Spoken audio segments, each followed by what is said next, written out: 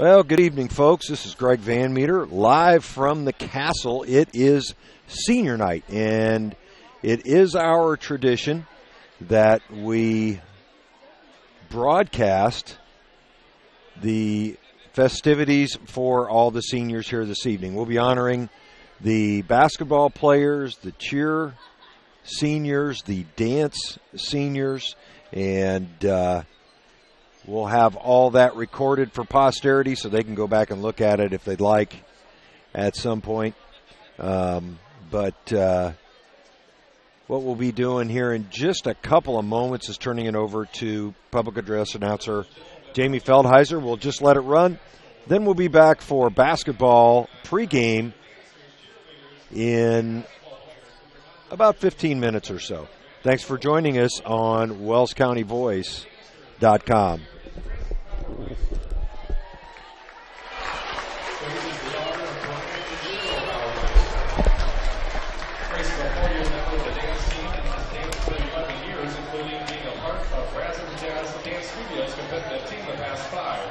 Grace has been involved with student council for 3 years and a member of the National Honor Society for 2. Grace is a 10-year member of 4-H and has been a member of the Bethlehem Lutheran Church Youth Group for 4 years. Grace's future plans are to attend an undecided college to obtain a bachelor's degree in nursing with a specialty in NICU pediatric nursing. Grace Bauermeister. Up next, we have Zoe Brown. Zoe is the daughter of Jason and Carol Brown.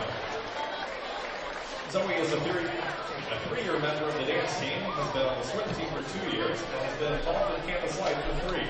Zoe has volunteered for over 4 years with the Zanesville Youth Program and has been involved with the Zanesville United Methodist Youth Group for 4 years. Zoe's future plans include attending Huntington University to study nursing. Zoe Brown. Up next, we have Gabby Karsten.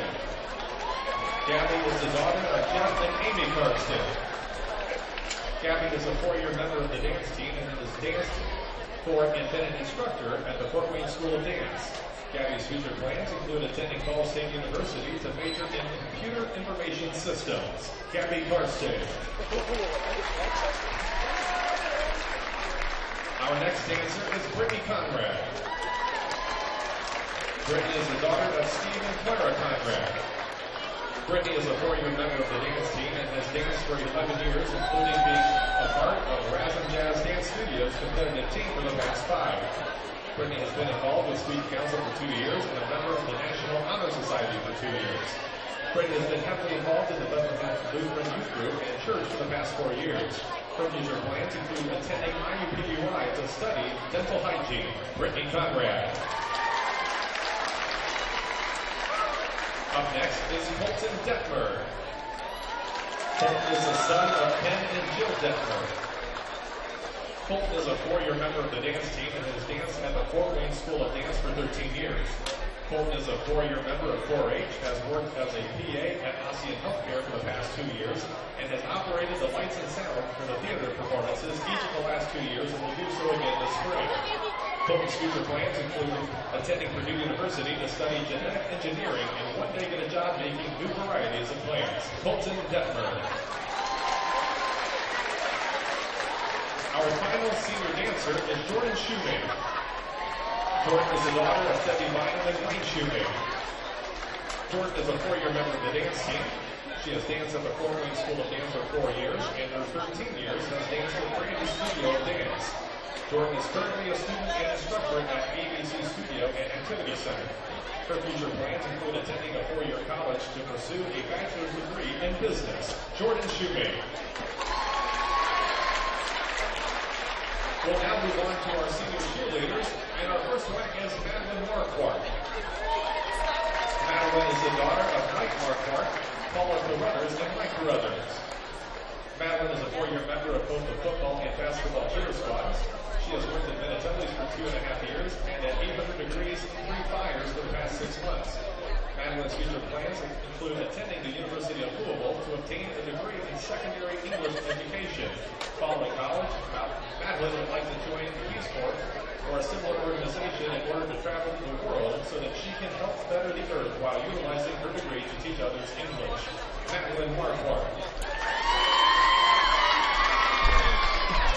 Our final senior cheerleader is Gabby Whitty. Gabby is the daughter of Steve and Paula Whitty.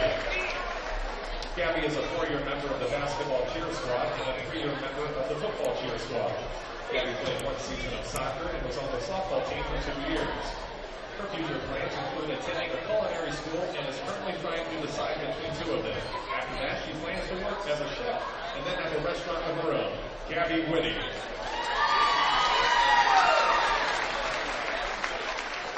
Now we'd like to recognize our Norwell media guy, Derek Decker. Derek is the son of Lisa and the late Mike Decker. Derek has been a physician for the varsity football team for 4 years and has broadcasted Norwell basketball and baseball games for 4 years for Wells County boys. Derek has also been active with Campus Life for 3 years. His future plans are to attend Indiana University to pursue a degree in sports media with the ultimate goal of becoming the radio voice of the Indiana Hoosiers. Derek Decker.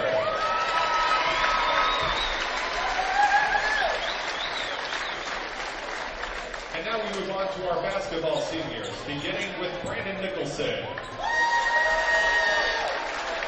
Brandon is the son of Gary and Teresa Nicholson. Brandon is a 4-year member of the basketball program, played football for 1 season, has been involved with chess club for 2 years, and is a 2-year member of the National Honor Society. Brandon's future plans include attending Purdue University to study engineering. Brandon Nicholson. Our next senior is Trey Reeser. Trey is the son of Kim Tolman. Trey has been a member of the boys varsity basketball team for 1 year and has been involved with AAU basketball for the past 4 years. In the spring, Trey plans to participate in track and field where he will compete in the high jump, long jump, and shot put. Trey's future plans include moving to Houston, Texas and get involved in music production and journalism. Trey Reeser. Our third senior is Cole Wilson. Cole is the son of Josh and Amanda Wilson. Cole has been a member of the basketball program for 4 years and has been involved in the ICE and internship program during his senior year. Cole's future plans are to attend IPFW to study business management with the goal of becoming a financial advisor. Cole Wilson.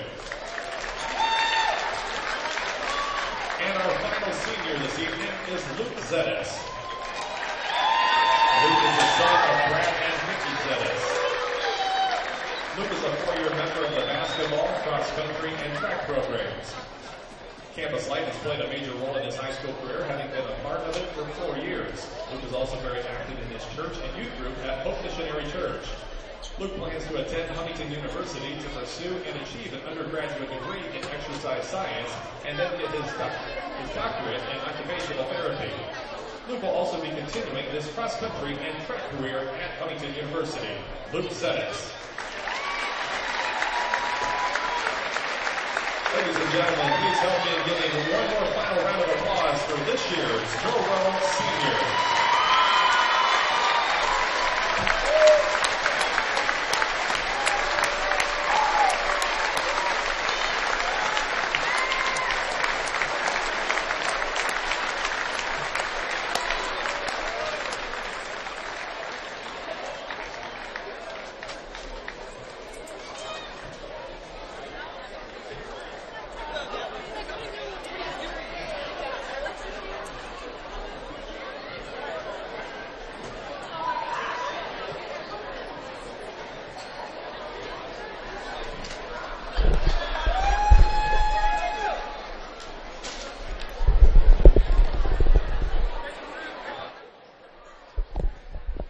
Well, that'll conclude the senior night festivities. One more time, just to let you know who these folks are.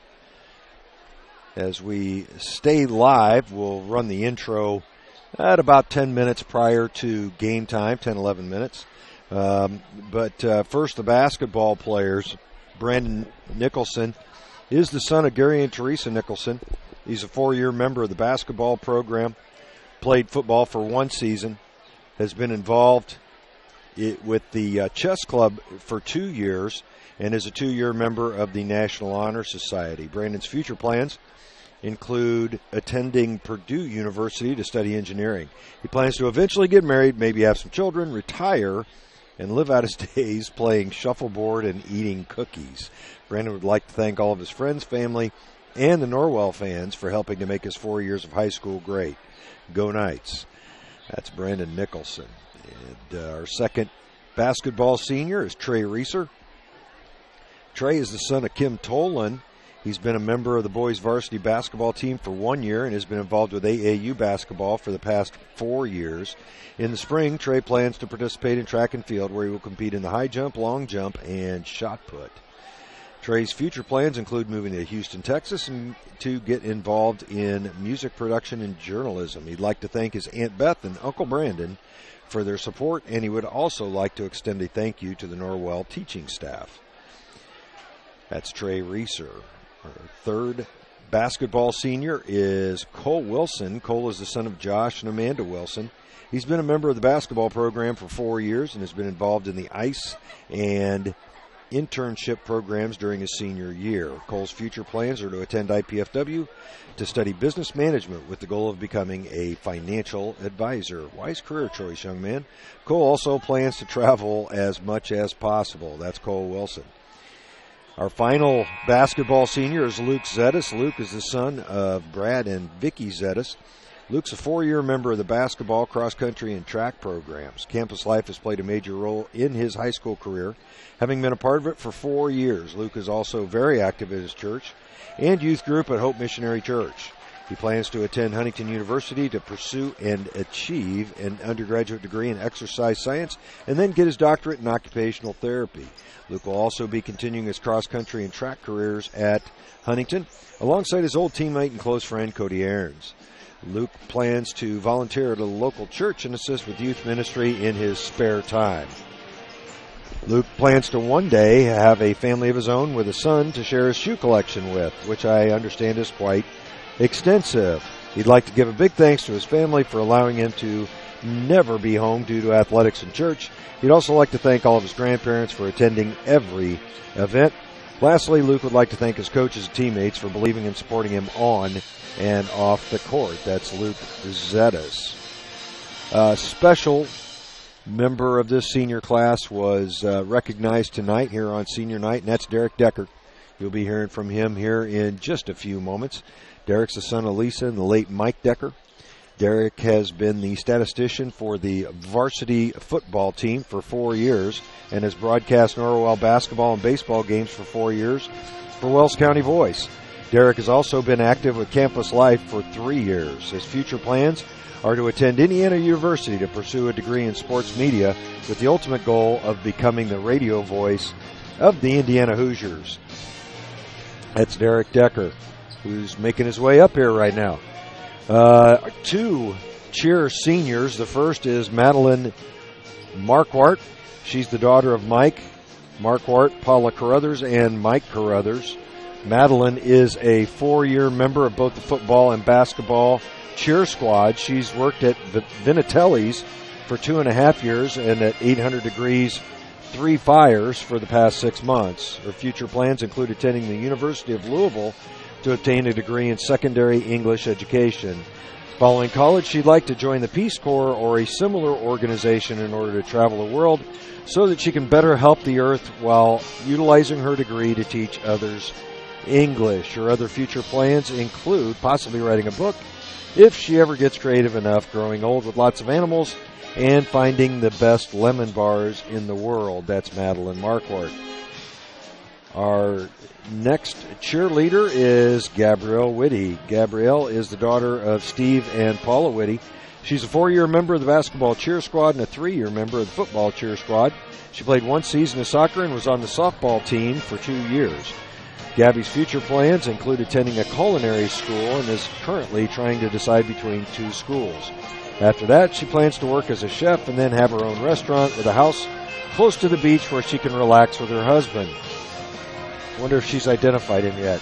She'd like to thank both of her parents for being at every game they could and extend a special thanks to her mom for always braiding her hair before games and running her parts of her uniform when she'd forget them. That's Gabrielle Whitty. On to the dance team. These are a lot longer than they were back in my day, Derek. Derek Decker's joined me up here as we read through the seniors. I tried to keep mine brief, to the point. And very much appreciated. I'm going to be out of voice before this game starts. Grace Baumeister is the daughter of Brian and Cheryl Baumeister. She's a 4-year member of the dance team and has danced for 11 years, including being a part of Razum Jazz Dance Studio's competitive team the past 5 years. Grace has been involved with Student Council for 3 years and a member of the National Honor Society for 2. She's a 10-year member of 4-H and has been a member of the Bethlehem Lutheran Church Youth Group for 4 years. Her future plans are to attend an undecided college to obtain a bachelor's degree in nursing with a specialty in NICU pediatric nursing. Grace hopes to one day marry the man of her dreams who will dance with her in the kitchen and love her even when she binge watches Shark Week. Grace would like to give a special shout out to her family and friends who have loved and supported her through high school. Our next dancer is Zoe Brown. She's the daughter of Jason and Carol Brown. I know that guy. Zoe is a 3-year member of the dance team, has been on the swim team for 2 years, and has been involved with Campus Life for 3. Zoe's volunteered for over 4 years with the Zanesville Youth Program and has been involved with ZUM Youth Group for 4 years. Her future plans include attending med school for the next 100 years at an undetermined college and working to become the next Meredith Grey. I believe Meredith Grey is a character on Grey's Anatomy, I believe.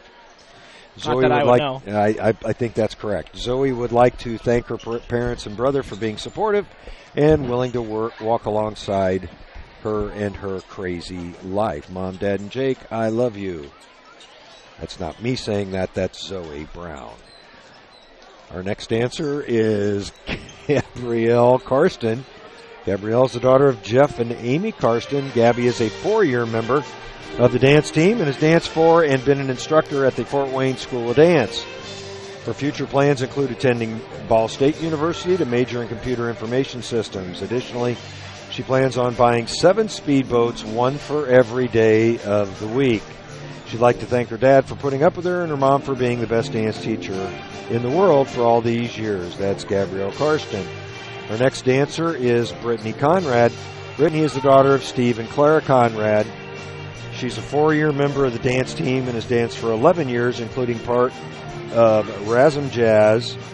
I think that might be Razma Jazz Dance Studio's competitive team the past 5 years. She's been involved with Student Council for 2 years and a member of the National Honor Society for 2 years. She's been heavily involved in the Bethlehem Lutheran Youth Group and Church for the past 4 years. Her future plans include attending IUPUI to study dental hygiene. She'd like to thank her parents for their continuous support of her love for dancing. They are the reason her smile is so big on the stage, basketball court, or football field. That's Brittany Conrad. Our next dancer is Colton Detmer. Colton is the son of Ken and Jill Detmer. He's a 4-year member of the dance team and has danced at the Fort Wayne School of Dance for 13 years. He's a 4-year member of 4-H, has worked as a PA at Ossian Healthcare for the past 2 years and has operated the lights and sound for the theater performances each of the last 2 years and will do so again this year. His future plans include attending Purdue University to study genetic engineering and one day get a job making new varieties of plants. That's Colton Detmer. Our final dancer and final senior is Jordan Shoemate. Jordan is the son of Debbie Bynum and Wayne Shoemate. She's a 4-year member of the dance team. She's danced at the Fort Wayne School of Dance for 4 years and for 13 years has danced at Brandy's Studio of Dance. She's currently a student and instructor at ABC Studio and Activity Center. Jordan's future plans include attending a 4-year college to pursue a bachelor's degree in business. Jordan would like to thank Miss Amy for always making her lasagna and loving her as one of her own. Gabby Karsten for all the laughs and memories, and the rest of the dance team for all their hard work. Jordan would also like to thank the rest of her friends for always loving and supporting her, and congratulations again to all our seniors, members of the basketball team, the cheer team, the dance team, and one very special senior standing right beside me, Derek Decker. We'll take a break, play a commercial or two, come back with the intro for the basketball game, and have your pregame show. Thanks for joining us here early on WellsCountyVoice.com. A new adventure awaits. Above the clouds, beneath the waves, among the rocks, powered by the light around us, each moment of time is precious. Go higher, deeper, further. Pursue your dreams. Powered by light. Any light never needs a battery. Citizen ProMaster. Go beyond. Daniel's Jewelers, North Main Street, Bluffton, where personal attention and trust become part of the memory.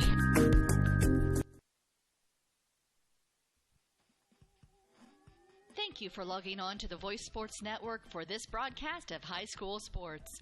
We encourage you to go to the games and support your area teams. We know you have a choice, and thank you for choosing us. This broadcast wouldn't be possible without the support of the sponsors you hear throughout the game. We encourage you to visit their businesses and use their service as often as possible. Be sure to tell them thanks for their support. Now, sit back and enjoy the game, and be sure to subscribe to our YouTube channel.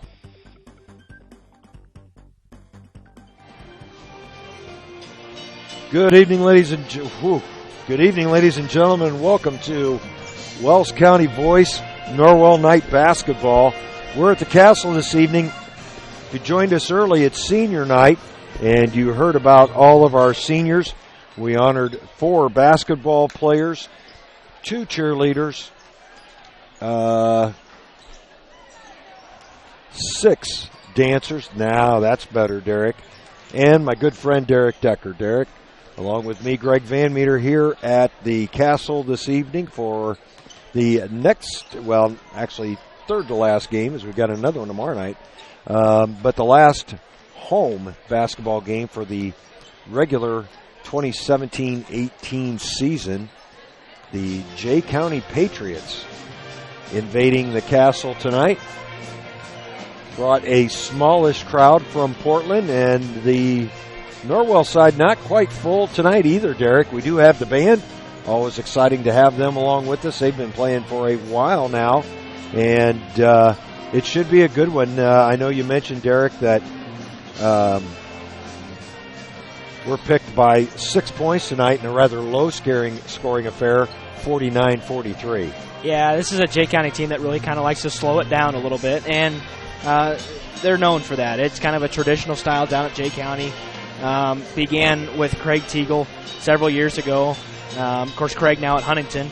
But in any case, that's just kind of what Jay County does. They've become very successful at it over the years, and they've had a real nice season this year, 13-6. Last year was real up and down. A very young team returned a lot of talent from last year's team, and that has equaled a lot of good wins here so far this year. Jay County is winners of 6 in a row and 9 of 10. Their only loss coming to Heritage in the ACAC Tournament Championship, and they just avenged that loss here last week, dominating Heritage 42-26, and then a very good win over Norwell Conference opponent, 55-51 over Leo on the road. So that's a very good win.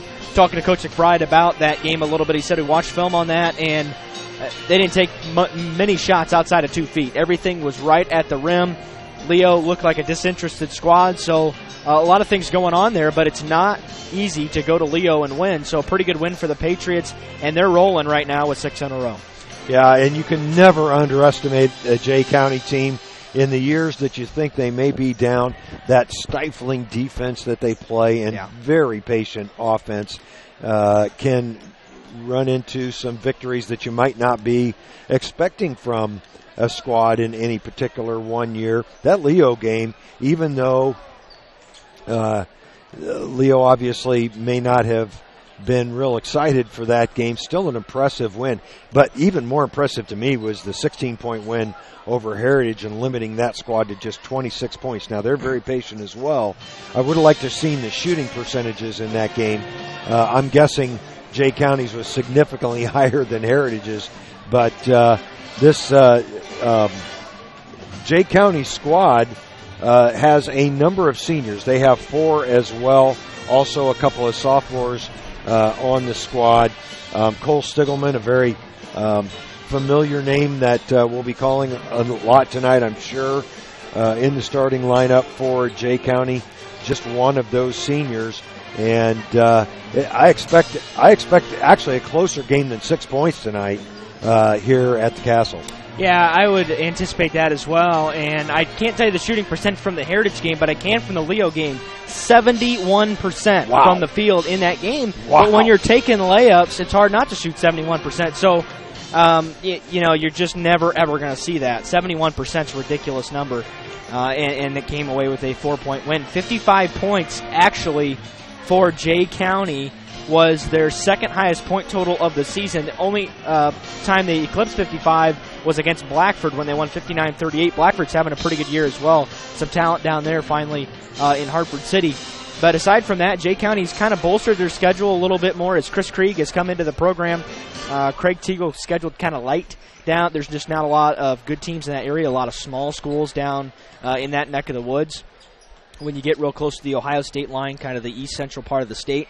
But finally, they're starting to play some good teams, coming to Fort Wayne a couple of times, scheduling Richmond, the Muncie Central, teams like that. They really don't have any bad losses so far on the season, and they have slowed it down in those losses as well. So, and we talk about it all the time. Norwell, not quite to the extent as Jay County does, slowing it down, but a kind of similar mentality where it's more of a half-court game. And that'll cost you a couple of wins that you should probably have, but it'll also keep you in a lot of games that you shouldn't be in. So it's kind of it's a risky style a little bit, but it basically gives you a chance to beat just about everybody that you play. It keeps you in just about every ball game. That's why Norwell has had the vast majority of its games decided by 10 points or less. Of course, their blowout victory this week coming over Lures team, that's just really struggling big time, 1-17 now on the season, but a 70-48 win. Norwell looked pretty dominant in that game, played very, very well outside of the first couple of minutes of that contest en route to a dominant performance. Coach McBride talked about it after the Huntington loss. Even though the result may not be where folks in the community or even he wants it, they're starting to play, I think, more to what they're trying to do. They're doing what they want to do better, and we've seen this team become more and more consistent, even over the last 3 games of the season, because they had a stretch there between New Haven and East Noble where they didn't play very good basketball. There's just no beating around the bush on that. They just didn't play all that well, struggled to get rebounds. Some things that they were doing fundamentally well most of the season kind of broke down in that 4-game stretch. Since then, against Columbia City, Huntington, and Lures, they've looked much, much better. And this has become a much more fun team to watch over the last couple of games. Well, and a lot of that credit can go to Brandon Nicholson. Brandon in double figures. Absolutely. In fact, a double-double one of those games. I believe it was the Columbia City game. That's right. And close to it at Huntington North. Close to it against Lures as well with 15 and 7. But he has really become much more assertive over the last couple of weeks. And I think that's really helped the team's balance and consistency. Yeah, it sure has. Brandon, and we said it so many times, very big part of this basketball team. He's a very important part, but we kind of saw stretches where he'd go absent, and you can't do that when you're a senior.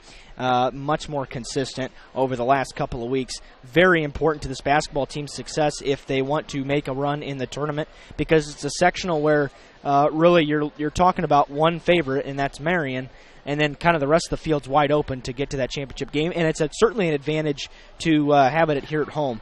Of course, the sectional draw coming up on Sunday. We'll talk a little bit more about that as we return and continue to preview this game. Right now, we're going to take a break as the school songs will be played. We'll come back and have a live performance of the national anthem, followed by the starting lineups. Back in 1 minute, this is Norwell Basketball on WellsCountyVoice.com. Welcome to the new Heidi Automotive Group. We have a brand new state-of-the-art facility. Now you can shop for a new Chevrolet, Buick, Dodge, Ram, Jeep, or Chrysler at the same location right here in Bluffton, Indiana. We have a huge selection of pre-owned cars, trucks, vans, and crossovers. We focus on quality, and that is why we certify our pre-owned inventory so you get more warranty, free maintenance, and peace of mind. Don't worry about your credit. We have financing options for everyone.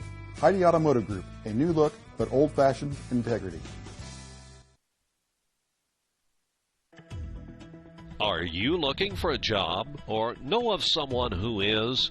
Peyton's Northern, a Kroger company, is now hiring. At Peyton's, you'll get a job with career advancement opportunities, employee discounts, tuition reimbursement, and educational assistance.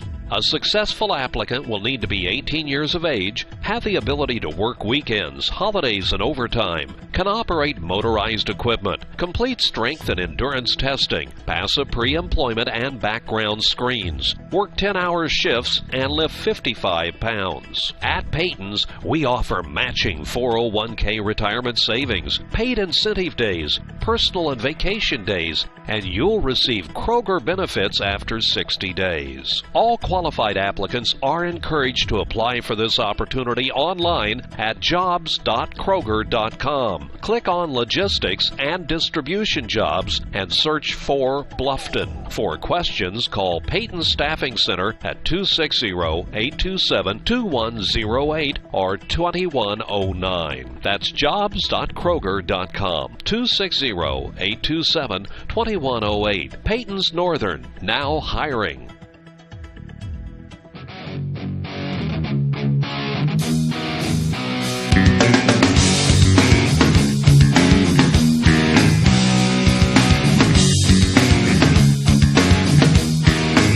Welcome back to the Castle. We're just under a minute. We're going to go through the sportsmanship announcement and then a live version of the national anthem. We'll also have a moment of silence. We'll talk a little bit more about that here in just a moment. But we do want to recap both of the games here earlier tonight.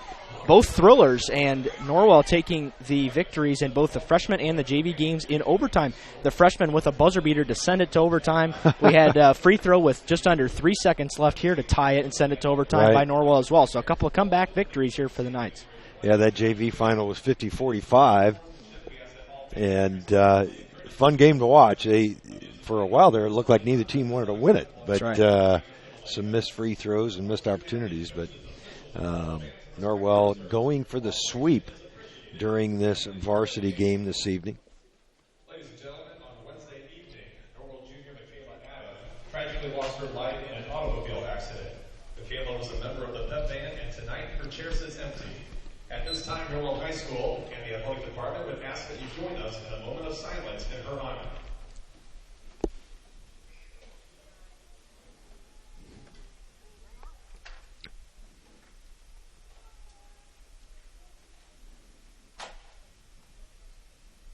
Thank you. And now, ladies and gentlemen, would you continue to rise and kindly remove all caps as we honor America and those who serve and protect it with the playing of our national anthem.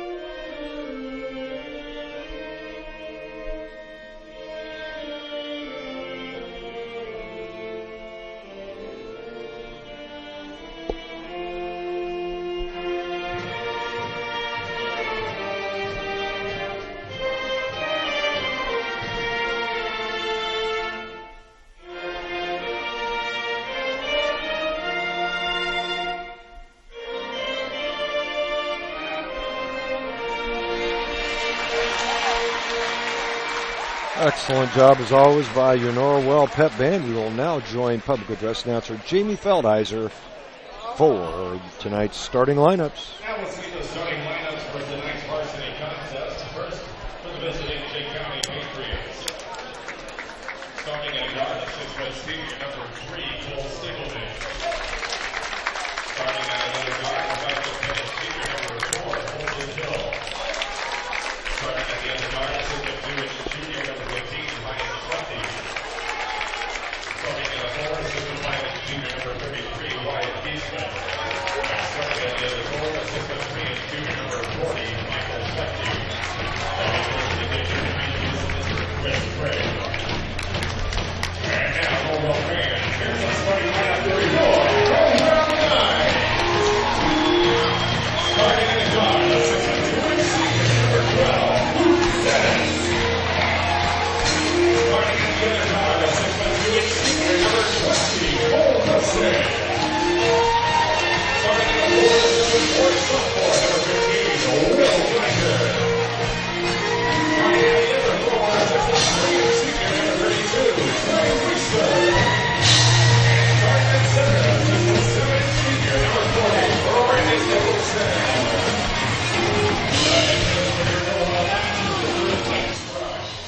All 4 seniors starting for your Knights this evening.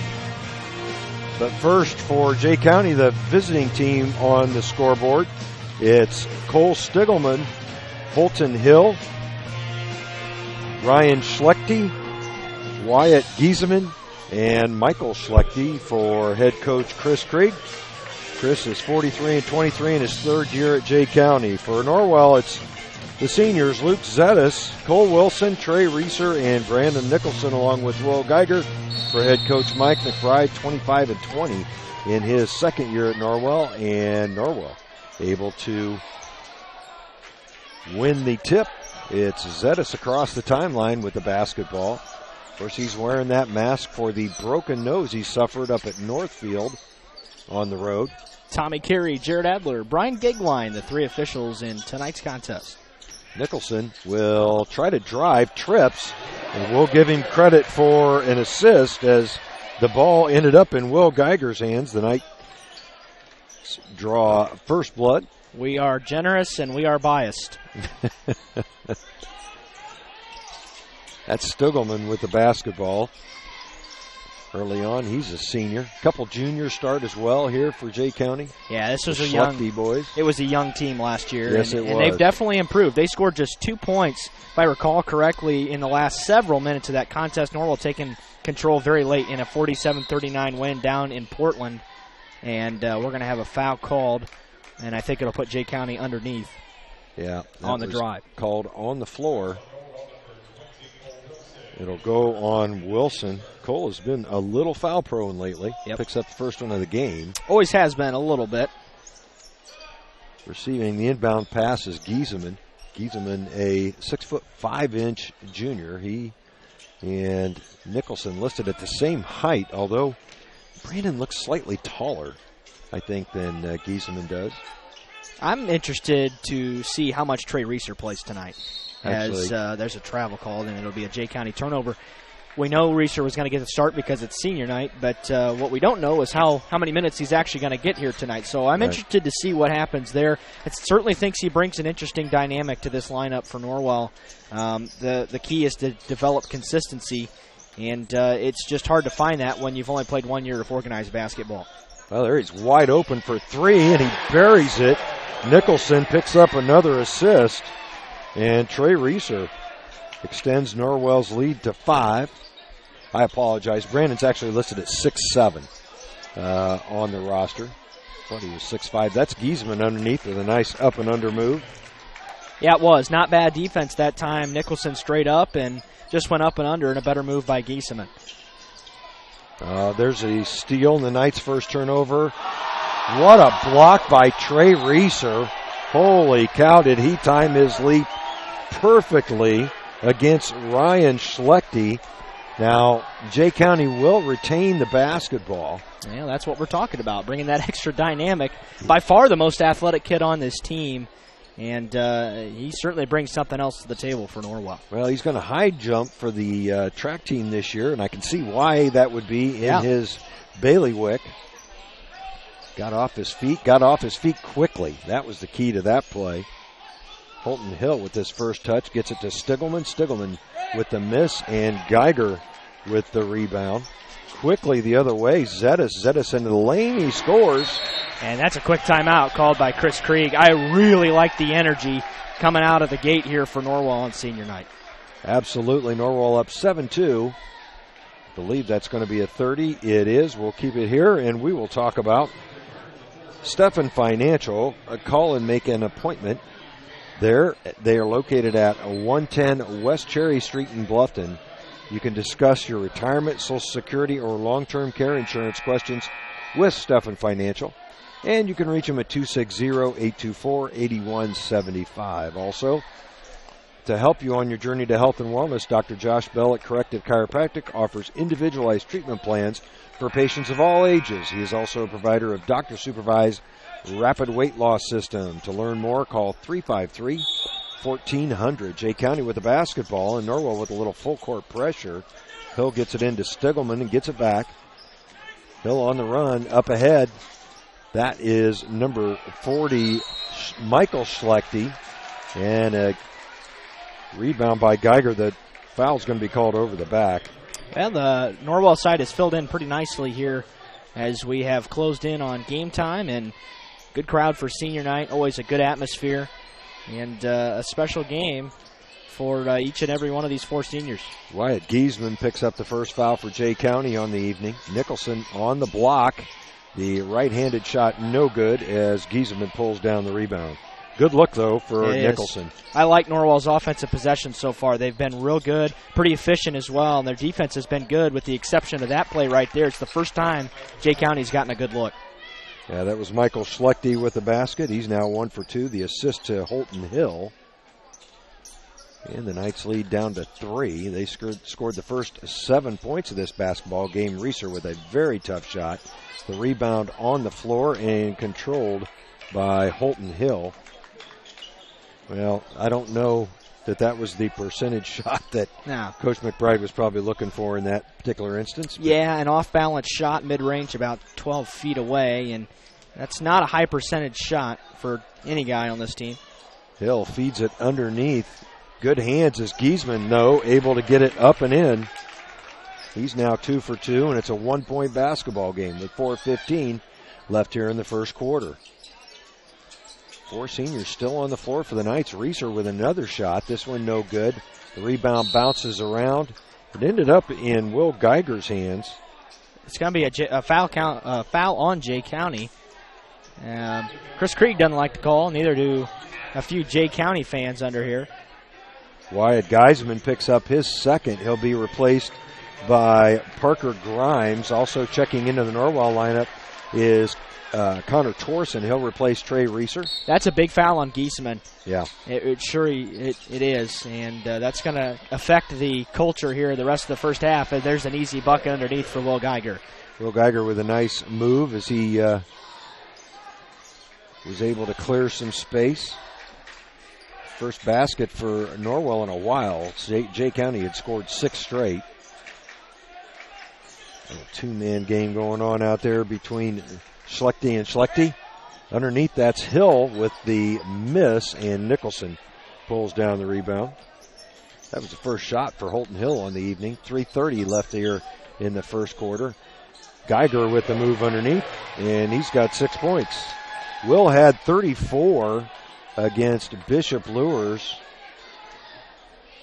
as Lures just did not have an answer for him underneath. I think he might have taken one shot from outside of 2 feet and shot a huge percentage. There's another turnover on Jay County as Luke Zetas with a nifty play. Wilson will swing it back out to him, and they'll restart the offense. Nice move underneath by Wilson, partially blocked, I believe. Hill came down with the rebound. Quickly the other way, and Michael Schlechte gets his 4th point. Norwell's lead down to 3 with 2:43 left. Connor Torson with his first touch. He's being guarded by Hill on the perimeter. Norwell running that motion offense. And right now they're running it pretty crisply, Derek. Yeah, they are. Ball movement's been good. Efficient possessions. Zettis with a nice up and under move. Norwell getting pretty much whatever they want right now. A lot of layups so far. Norwell's lead back to 5. Yeah, they've had some great looks at the rim, shooting a huge percentage here in the first quarter as Ryan Schlechte able to get free and score his first basket. Both of these teams really like to pound it inside, look for layups. That's what's considered a good shot by both of these teams. Under 2 minutes left as Nicholson with the miss. Michael Schlechte with the rebound. Brandon has yet to score, 0 for 2 from the field. This should be a pretty quick game. Neither one of these Right. teams real physical. In a half-court set, you don't see a lot of fouls typically because you don't have a lot of runouts. That's Michael Schlechte with the missed 3. However, with the offensive rebound, it's Parker Grimes, and he's going to go to the free throw line. Connor Torson picks up his first, team second, as Grimes will get a couple of free throws. Numerous substitutions at the bench as Grimes didn't look real comfortable on that free throw. Levi Leidig's going to check in, as is Trey Reeser. Zettis and Wilson will take a seat for the Knights. Minute 29 left in this first stanza. Norwell's crowd has filled in pretty nice, Derek, as That's you right. mentioned. Good to see on senior night. Yeah, it is. Torson to Leidig. Leidig just kind of lost the handle there and turned it over.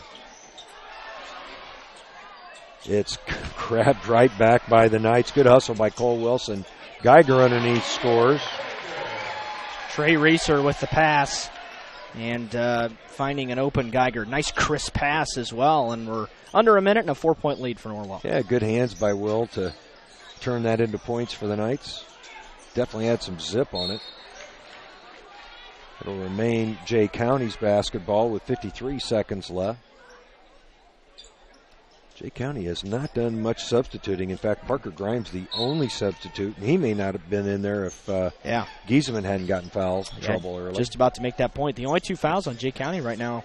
You got to think normally that's pretty good for a quarter, but the problem is they're on the same guy. Yeah. And he's a big part of this Jay County offense. Jay County being patient against Norwell's man-to-man. Norwell was trapping out of it for a little while. They're not doing that now. A couple of Schlechte boys out there. I'm guessing they might be related, Michael and Ryan. Ryan number 15, Michael number 40. That's Stiglman with the basketball being guarded by Torson. Now the switch. Michael underneath, great pass. Michael Schlechte with the assist. And Ryan Schlechte with the basket. Got to get a shot up. Norwell with 2 seconds. I think that's going to count. Brandon Nicholson with the tip. Yep, they do count the basket. That will end the first quarter. Your Knights up 17-13. We'll take a break and be back with second quarter action after these words. Everything that I do can have an impact on somebody else. You can dream any dream and you can chase any dream and you can have a chance to succeed at that dream. We're here just a speck of time. Given the opportunities to be selfless. That's what God does with us. Not forgetting how you got here and who helped you along the way. What are you doing for others? Those to whom much has been given, much is expected.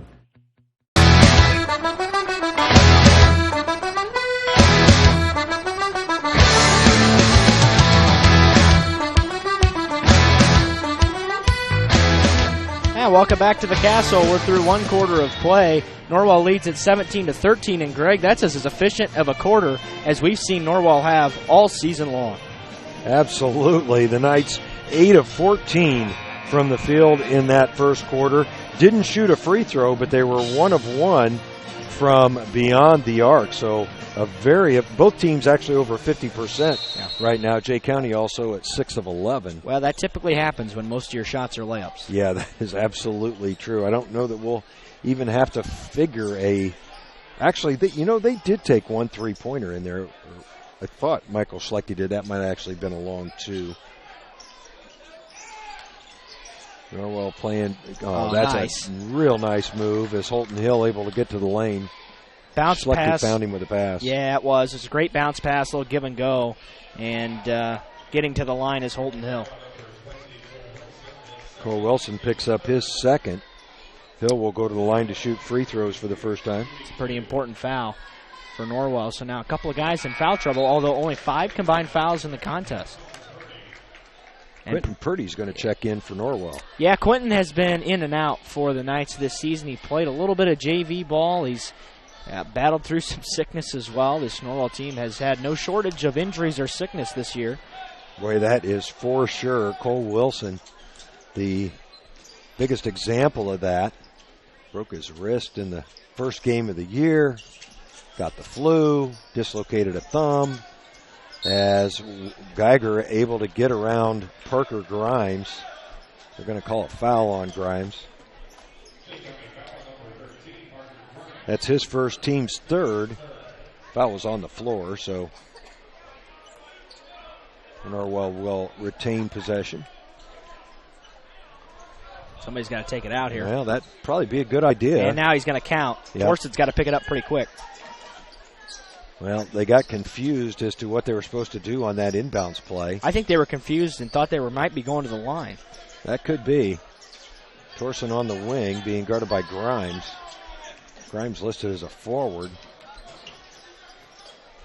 I've never seen Jay County play a zone. In all the years I've been watching Jay County, it's always been a man-to-man. Nicholson forcing his way in. Geiger able to get the rebound, but throws it away. Yeah, he just kind of got caught in a tough spot along the baseline. Not much he could do with it. Stiglman out top with 6:46 left in the first quarter. Boy, Thorson's gotten a couple of times almost gotten a steal, just getting his arm in the passing lane. Yep. That's just good defense. Holton Hill on the wing. Also another sub for Jay County, number 5, is Max Mosier. He came in to the game out of the quarter break. Another senior, listed at 6'1". Yeah, here's one of those patient possessions by Jay County. Haven't found anything good and finally find a drive. They just wait until they find a good lane, attack the basket, and get a layup. Yeah, Norwell kind of got lulled to sleep defensively on that particular possession as Stickleman with an easy shot. Purdy trying to get it into Geiger. Geiger's being guarded by Parker Grimes. Grimes has already picked up one foul trying to guard him. Purdy into the lane. Thinks about leaning in. Instead finds Nicholson. Good find by Purdy.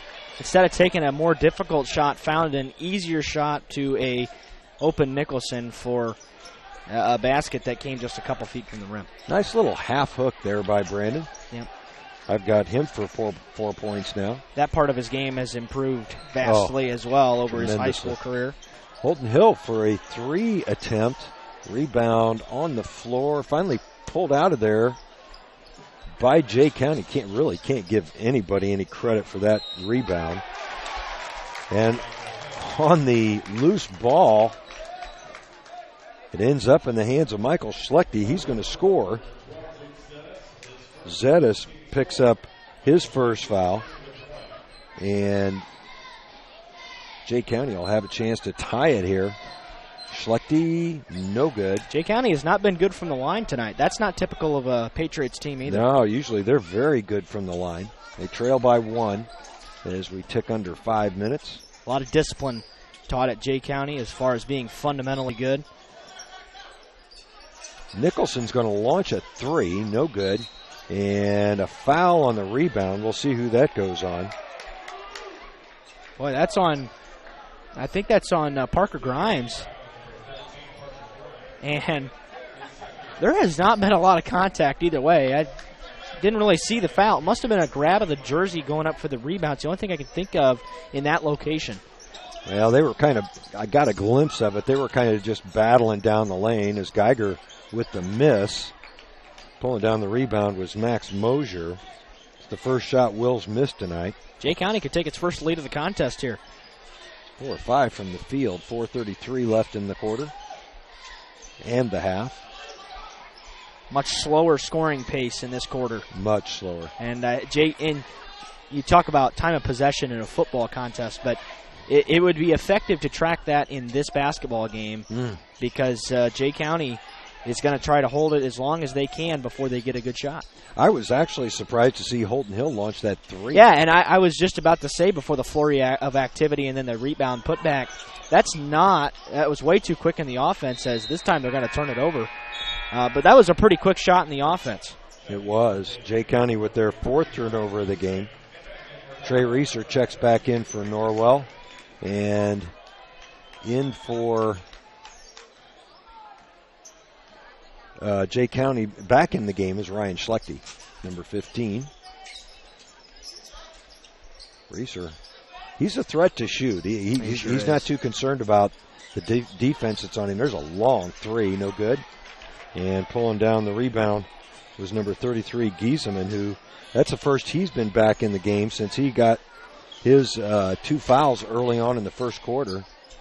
He's got the basketball being double-teamed, tried an up and under move. It was knocked away. Stiglman put it up. The rebound was controlled by Reeser. Yeah. And a foul's going to be called. It'll go on Holton Hill, his first, team's 5th. 3:26 left in the quarter. Only 9 fouls called in this first half. Oh, good fake move by Reeser. Missed it. Geiger, though, with the putback. Great move by Reeser. Took him baseline after the shot fake. Little ball fake, it does wonders, especially when you've got a quick first step like Trey does, and then Will Geiger clean up the miss. Under 3 minutes left in this first half.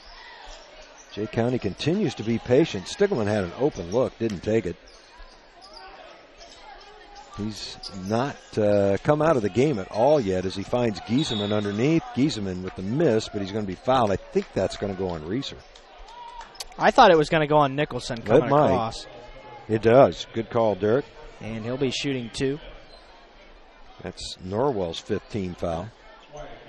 Giesemann will go to the line. Giesemann with 4 points to this point. He'll be trying for his 5th. And he gets it. Checking in for Norwell, Levi Leidig. He'll replace Torsen.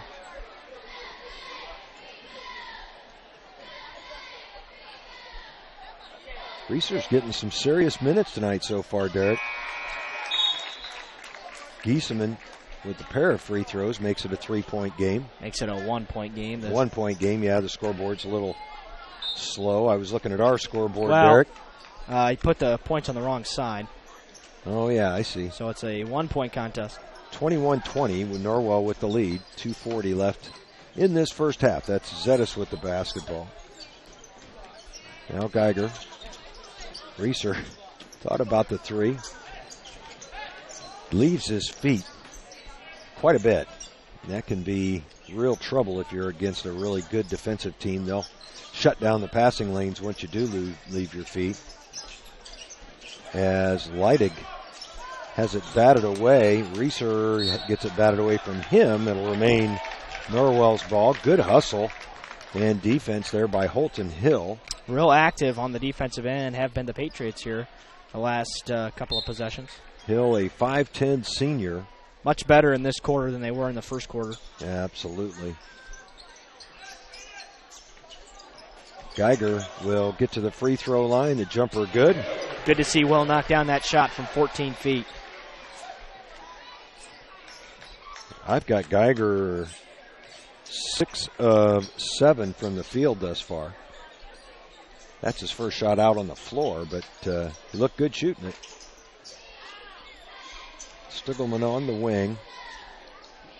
And that's a 3 attempt that was missed, but getting his own rebounds, Max Mosier.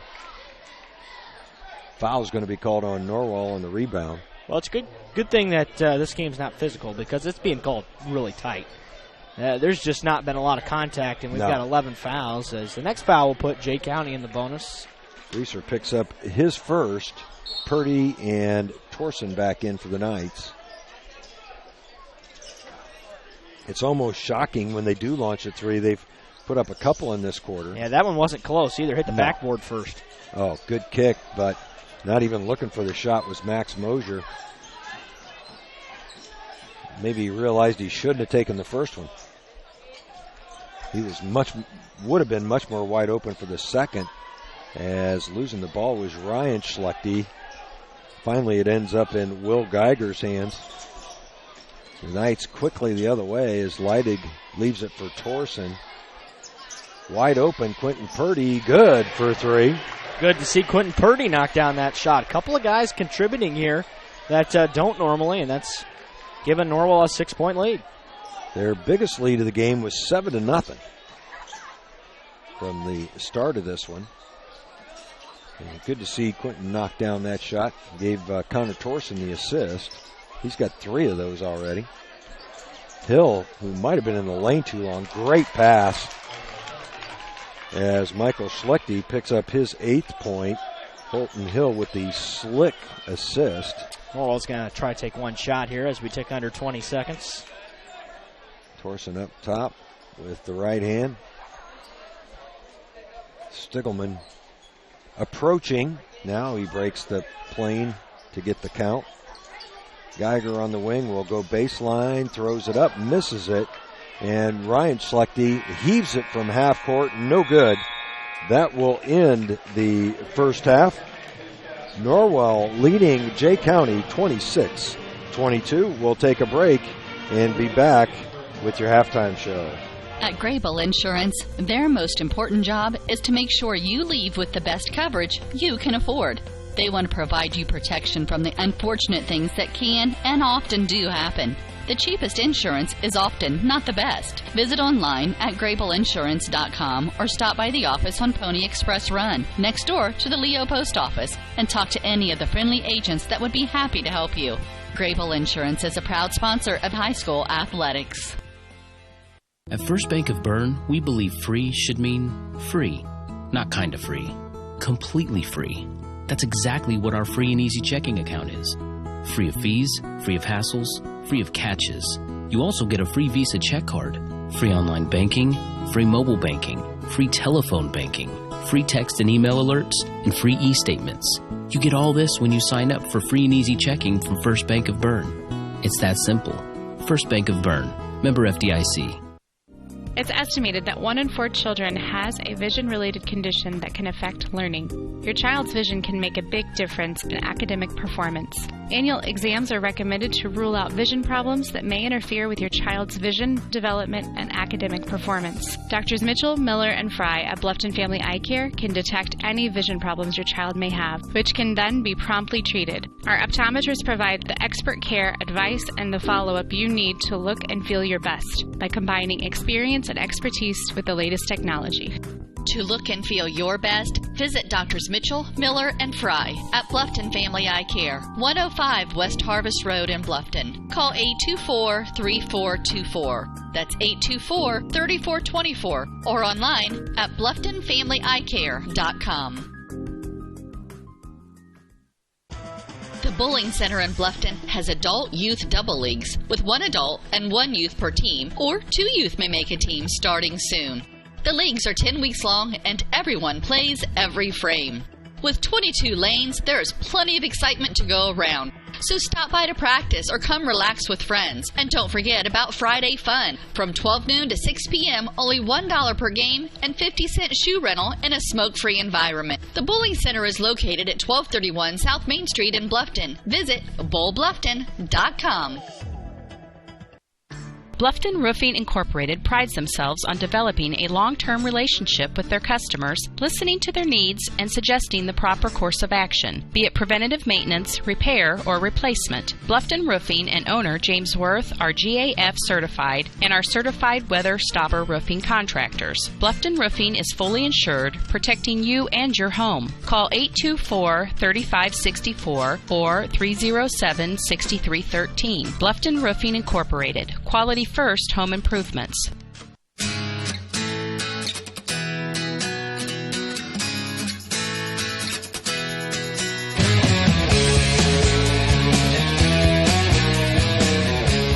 Now welcome back to the castle. We are at halftime Norwell leads at 26-22. They've never trailed here tonight. They've led wire to wire so far through 16 minutes of play. And as I kind of look at the halftime statistics, pretty easy math. With those numbers, here's Greg Van Meter. Thank you, Derek. First for Jay County. They were 9 of 17 from the field for 53%, typical of a Jay County team. 0 for 2 from beyond the arc, and just 4 of 7 from the free throw line. That was a little bit of a surprise for 57%, committing 5 turnovers and grabbing 9 rebounds as a team, according to my stats. Leading their scoring was Michael Schlechte with 8 points. He was 4 of 6 from the field and 0 for 1 from the line.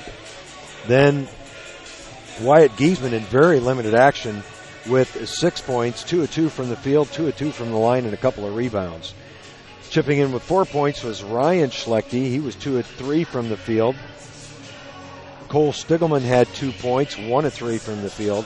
And then hitting a free throw apiece were Holton Hill and Parker Grimes,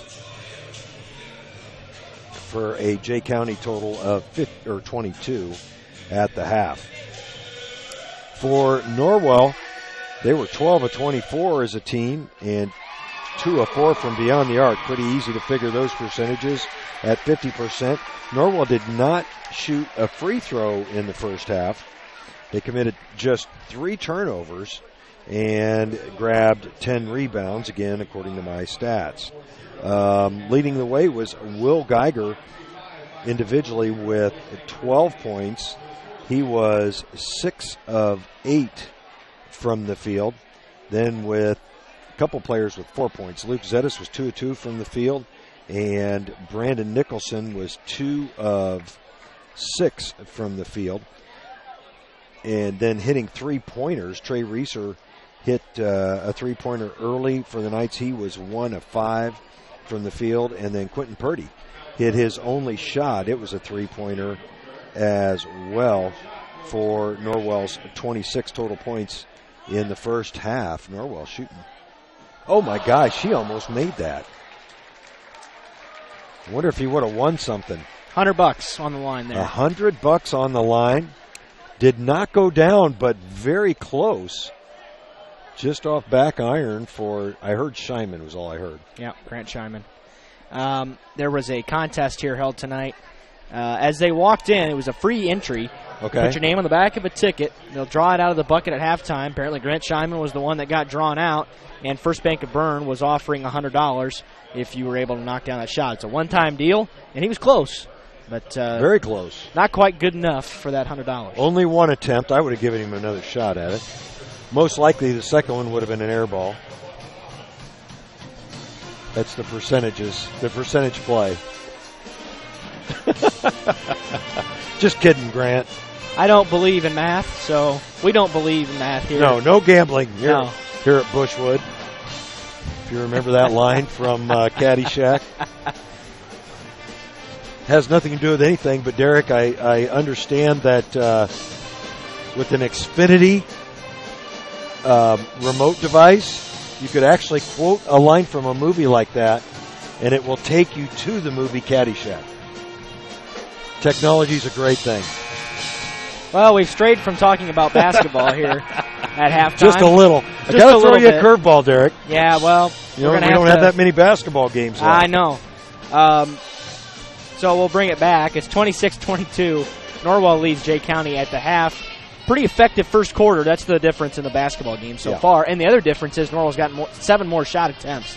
The rebounds are 10 to 9, so pretty close. But Norwell getting more shot attempts. That's been the big difference. So 24 attempts to Jay County's 17, I believe. So if you're Norwell, continue to do the same because, again, you've never trailed in this basketball game. You knew it was probably going to be pretty tight no matter what between these two clubs as they've had a pretty good history.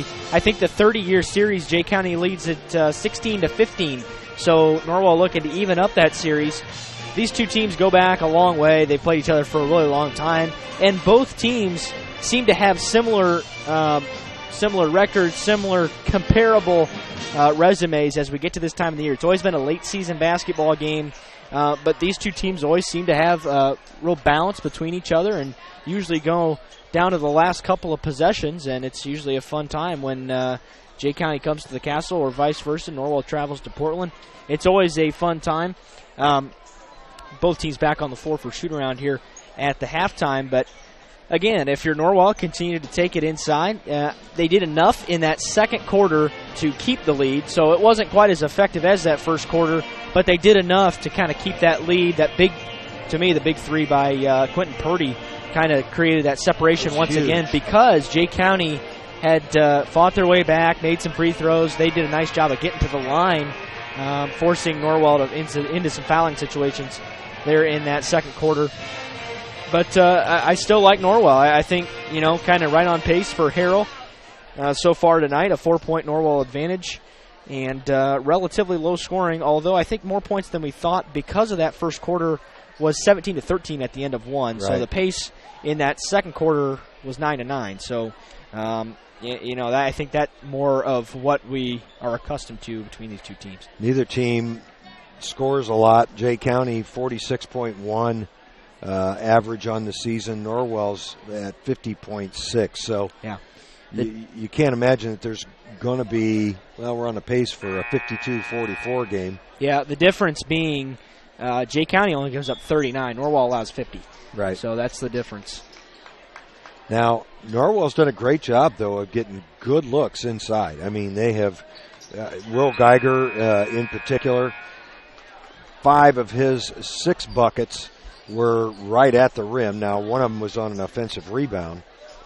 But in offensive rebounds, really the difference in the number of shots for the Knights so far this evening. The 4 seniors starting the second half as well for Norwell, along with Will Geiger, as Wilson loses it out of bounds. That's the first turnover for the Knights since early in the second quarter. So the Knights have been really good taking care of the basketball this evening. Just the 4th of the game, and not the way you want to start the third quarter, though.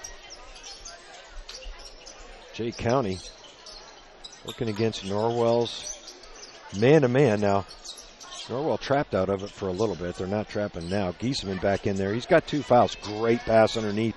Michael Schlechte up and under. Yeah. And Schlechte now in double figures. Nice move by Schlechte, too, to get Nicholson off his feet and has made this thing a one-possession game again. It was a good find. Now, I didn't credit an assist on that, as Reeser's pass is going to be off the fingertips of Brandon Nicholson, and it'll be the second turnover for the Knights. Coach McBride not liking what he's seeing. We'll call a 30-second timeout here, just 41 seconds into the half. Experience superior selection and service at Troxel Equipment, your solutions dealer, with locations in Bluffton, Huntington, and Wabash. Find them online at troxelequipment.com. Also currently accepting new patients.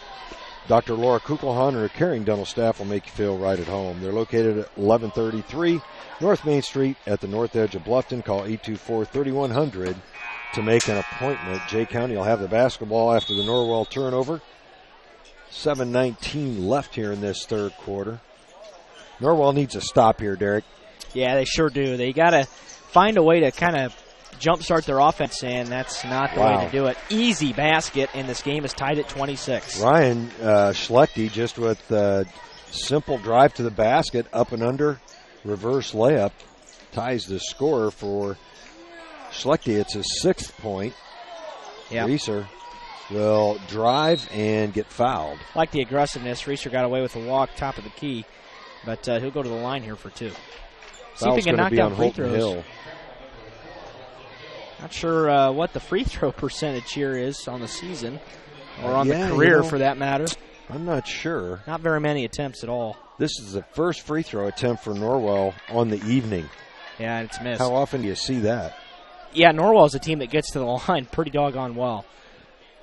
Yeah, just to give you they only shot 10 against Lures, actually. As Reeser unsuccessful on both. Will Geiger with a miss. Reeser with almost a dunk. Didn't go down, though. Coming out of there with it was Ryan Schlechte prior to the turnover. It's a big turnover because Jay County had a chance to take their first lead of the game there. Norwell not looked good coming out of the halftime. 2 turnovers and then 2 missed free throws on the next possession. So first 3 possessions have not been effective. Oh, that's a nice, strong finish by Brandon. Well, great feed from Luke Zetas as Nicholson gets his 6th point. That's a big bucket. Into the lineup for Norwell, Connor Torson and Quentin Purdy off that last dead ball. Reeser and Wilson each took a seat. Reeser almost set down that miss by Geiger. As Nicholson with the 3-point play. Would have been the first dunk for an Norwell player on the season. Oh, several seasons. Nice play by Torson. His shot was partially blocked. He'll kick it back out to Zetas. That's Quentin Purdy for 3. How about Quentin Purdy? He's pulled the trigger twice and knocked them both down. Norwell's lead back out to 6. Giesemann into the front court, handles it pretty well for 6'5". Remember, Giesemann on the bench for the vast majority of that first half with 2 fouls. Had 6 points in the first half, gets it on the block. A real mismatch there with Purdy. Gets his own rebound, and an offensive foul is going to be called on Giesemann. That's a tough call. Giesemann's about ready to pick up a technical here, too.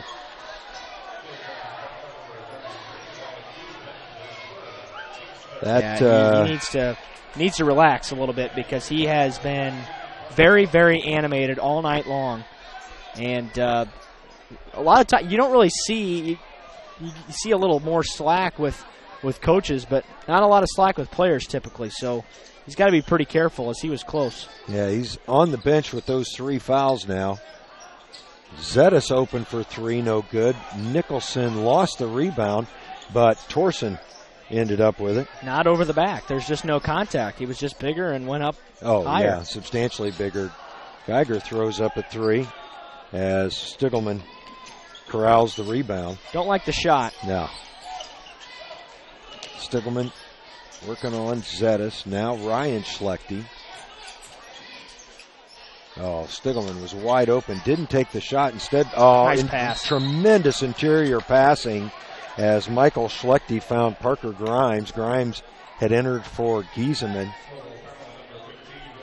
Geiger picks up his first foul. Boy, that was really good passing in the lane there for Schlechte to find Grimes. Yeah, it sure was, and Grimes has been much more effective than Giesemann has been tonight. Yeah, now that's only his 2nd point. Giesemann was 6 in very limited playing time. But Grimes really not looking to score that much. He's got 3. And it's a 4-point game with just over 5 minutes left in the third. Torson being closely guarded by Hill. Hill is a very good defender. Zetas will go baseline. The spin shot, no good. Partially rebound blocked. Pulled down by Schlechte. Boy, Stiglman, he could have put up a half a dozen threes so far tonight. Has not taken advantage of any of the opportunities. The pass inside is batted away, and Geiger's going to be called for his 2nd foul. Just reached around the shoulder there. Yeah. Not a lot of contact. No, but when you get that kind of a play, a lot of times you're hooking him around the waist with that other arm. And I think that's exactly what happened. Schlechte inside is tied up by Luke Zetas. Good defense, Luke. That will remain Jay County's ball, so they avoid the turnover. Stiglman will inbound for the Patriots. 4:26 left here in the third. Oh, man, that just can't happen. As Schlechte got wide open. Knights get a break. Yeah, they sure do. As Michael Schlechte had a good look underneath off the inbounds play. Norwell can extend their lead. It's 4 right now. Zetas being guarded by Hill. Nicholson will try to drive. It's off a Patriot, and it'll remain the Knights basketball. There's some more discussions going on between the Patriot players and the officials. Geiger stripped. That's a turnover on the Knights, and Michael Schlechte will lay it in on the other end as he goes coast to coast. Norwell's lead back down to 2. They led by 4 at halftime. Very low scoring. 3:40 left in the quarter. Nicholson probably got away with a travel there. Rebound pulled down by Holton Hill. And Jay County can take a lead here. They've had opportunities all night long. They've had a number of them to take the lead. They just haven't been able to take advantage thus far. They've only shot a couple of threes, so maybe it's better to say that they would have a chance to tie it. Schlechte's taken a couple of those threes, and a holding foul is going to be called on, I believe, Quentin Purdy. Quentin trying to handle Parker Grimes. Grimes listed at 6'5". Quentin, on the other hand, checks in at 6 foot. Tough assignment for Purdy. He just got caught in the switch. Trey Reeser checks back in. Luke Zetos will take a seat. Also, Cole Wilson in the game for the Knights. That's Ryan Schlechte with the basketball. And that's going to be a foul on Purdy again, as he just kind of hipped Ryan Schlechte. That one was pretty easy to call. 4th team foul on the Knights. Jay County with just 3 here in the second half. Not a lot of subs utilized by Mike McBride tonight. No. It's been a little bit interesting to kind of see the strategy here as his last touch by Norwell. Yeah, Trey Reeser, I think, got the last hand on it. Yeah. But typically Mike McBride will sub a lot. Mm-hmm. And when a guy makes a mistake, they're usually going to come out. But we've seen a lot of them letting guys play through things tonight, and I think that's good. There's a tough shot by Schlechte. He's going to go to the line. Well, not a good possession on defense. 3 fouls on that trip down the floor. And Jay Geiger County picks up his 3rd. They can tie it here. Ryan Schlechte to the line. They were 6 of 9 to this point. Make it 6 of 10. Cole Stiglman checks back in as Holton Hill takes a seat. Also, Michael Schlechte taking a break. Also into the game for Jay County is Jordan Stoltz. First time he's been on the floor. Jordan is a 5'9" senior. Schlechte good on the second free throw. 1-point game here at the Castle with just under 3 minutes left in this third quarter. Boy, and Jay County has a very small lineup out there. Max Mosier in as well. I knew there was another substitute. As Reeser loses the basketball.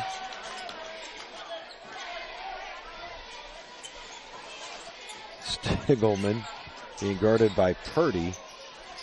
Finds Grimes. Grimes the tallest player on the floor by a pretty good margin right now. That was Stoltz with the miss. Wilson came out of there with the rebound. That was not close. Purdy with the jump stop, leans in and travels. Yeah, I thought that was the right call, Derek. He just kind of slid that foot before he took off as Luke Zetos will check back in for Quentin. Quentin's had a good night, though. Got 6 points on a couple of threes. 5 turnovers on Norwell here in the third quarter after committing just 3 in the first half. As that pass right through the hands of Stoltz.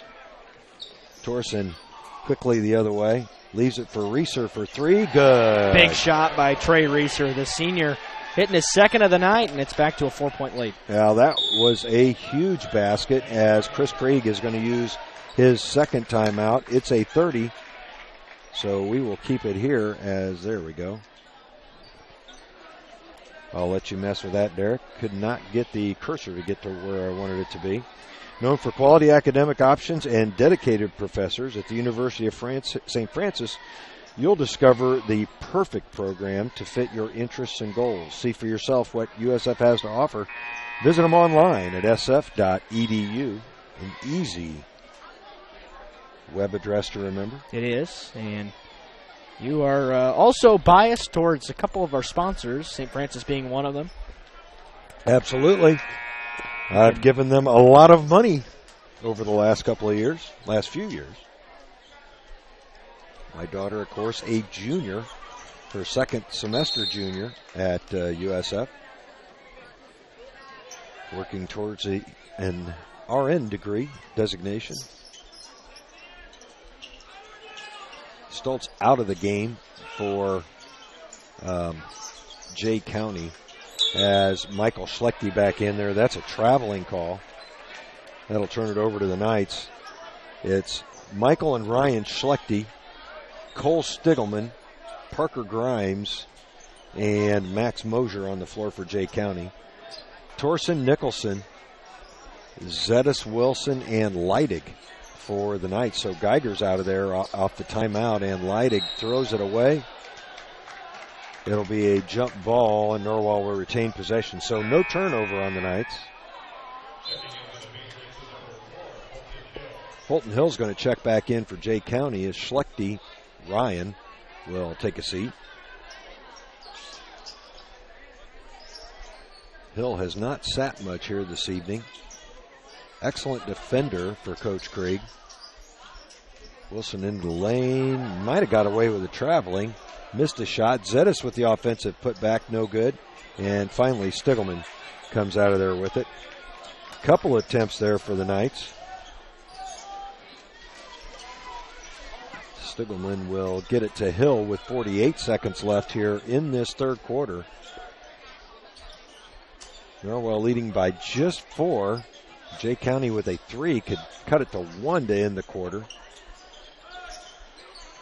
On the angle, that's Schlechte. Nice touch from the big man.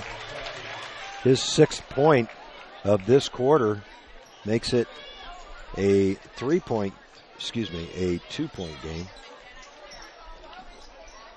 19 seconds left. Leidig to Wilson. It's a big possession for the Knights. You just feel like they can get some momentum back with the score here. 8 seconds on the clock. They don't have Geiger on the floor, so whose hands will it end up in? Torsen not gaining ground, finds Wilson underneath. Nicholson gets the shot off and scores the second shot at the buzzer for the Knights tonight. Makes it a 4-point game. It's 37-33. We'll take a break and be back with fourth quarter action after these words. Looking for future leaders we can believe in? Look no further than the high school student athletes right here in Indiana. High school sports teach young people how to be effective leaders. It includes learning to listen, accepting responsibility, being a good role model, and it's about respect. The result, it transcends sports. It gives us hope for the future. This message presented by the Indiana High School Athletic Association and the Indiana Interscholastic Athletic Administrators Association.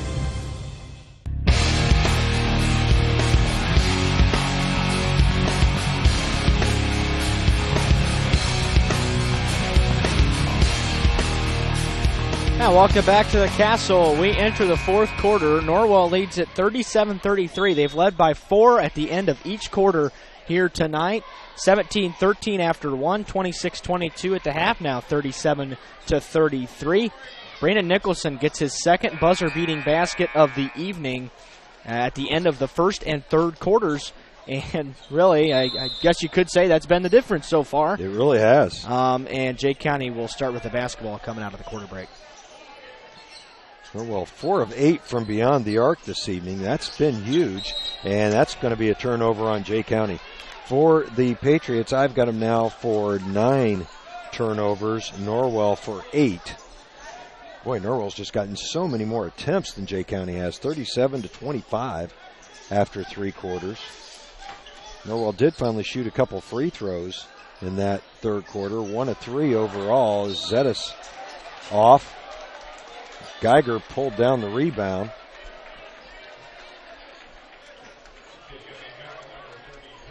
Foul called on Wyatt Giesem, and boy, he has not been on the floor at all tonight as he picks up his 4th. He continues. Parker Grimes checks back in. I'm sorry. He continues to think about and react to the foul call. Torsen with a little half hook, and Connor Torsen with a couple of points. He doesn't score much, but that's a big bucket for the Knights. Their lead back to 6 here early in the fourth quarter. He passed up a closer shot for that one. Holton Hill, as they swing it all the way around to Stiglman. Stiglman's only taken 3 shots on the evening. That's Parker Grimes inside. Nice move. And that's a pretty important basket for Jay County, as Norwell had started to begin to create some separation right there as they had extended it to 6 again, and it's back down to 4 with just under 6:50 to go in the contest. Well, Norwell's biggest lead of the game as Geiger on the curl can't get it to go. That's a pretty good shot, though. Norwell's biggest lead was 7-0. And from that time on, after Jay County actually scored the next 6 points, it has not been outside of a 6-point game, and that actually is what Harrell picked the difference to be tonight, 56-50. That may be pretty doggone. Well, no, Norwell's not going to score 56 points in this, I don't think. Not the way it's slowed down. After the first quarter, you might have thought that. Not unless we play extra. Stiglman's going to launch a 3. No good as Nicholson pulls down the rebound. Well, he's had that shot all night long, and he's not taking it. Didn't look bad on the shot as Geiger on the kick to Zetas. His 3 is off and off the foot of Brandon Nicholson. Boy, Luke just hasn't been able to find the bottom of the net from outside here tonight, and he's had some really good looks, and I think it's important that he continue to shoot and take those shots because those are quality looks that Norwell's getting, and Luke's a pretty good shooter, just hasn't been able to get anything to go tonight. 0 for 3 from beyond the arc. He's 2 for 7 overall. Jay County can cut it to potentially 1 as losing the handle with Stiglman. Boy, that was a fortunate play for Jay County. Parker Grimes as Luke Zetas picks up his second.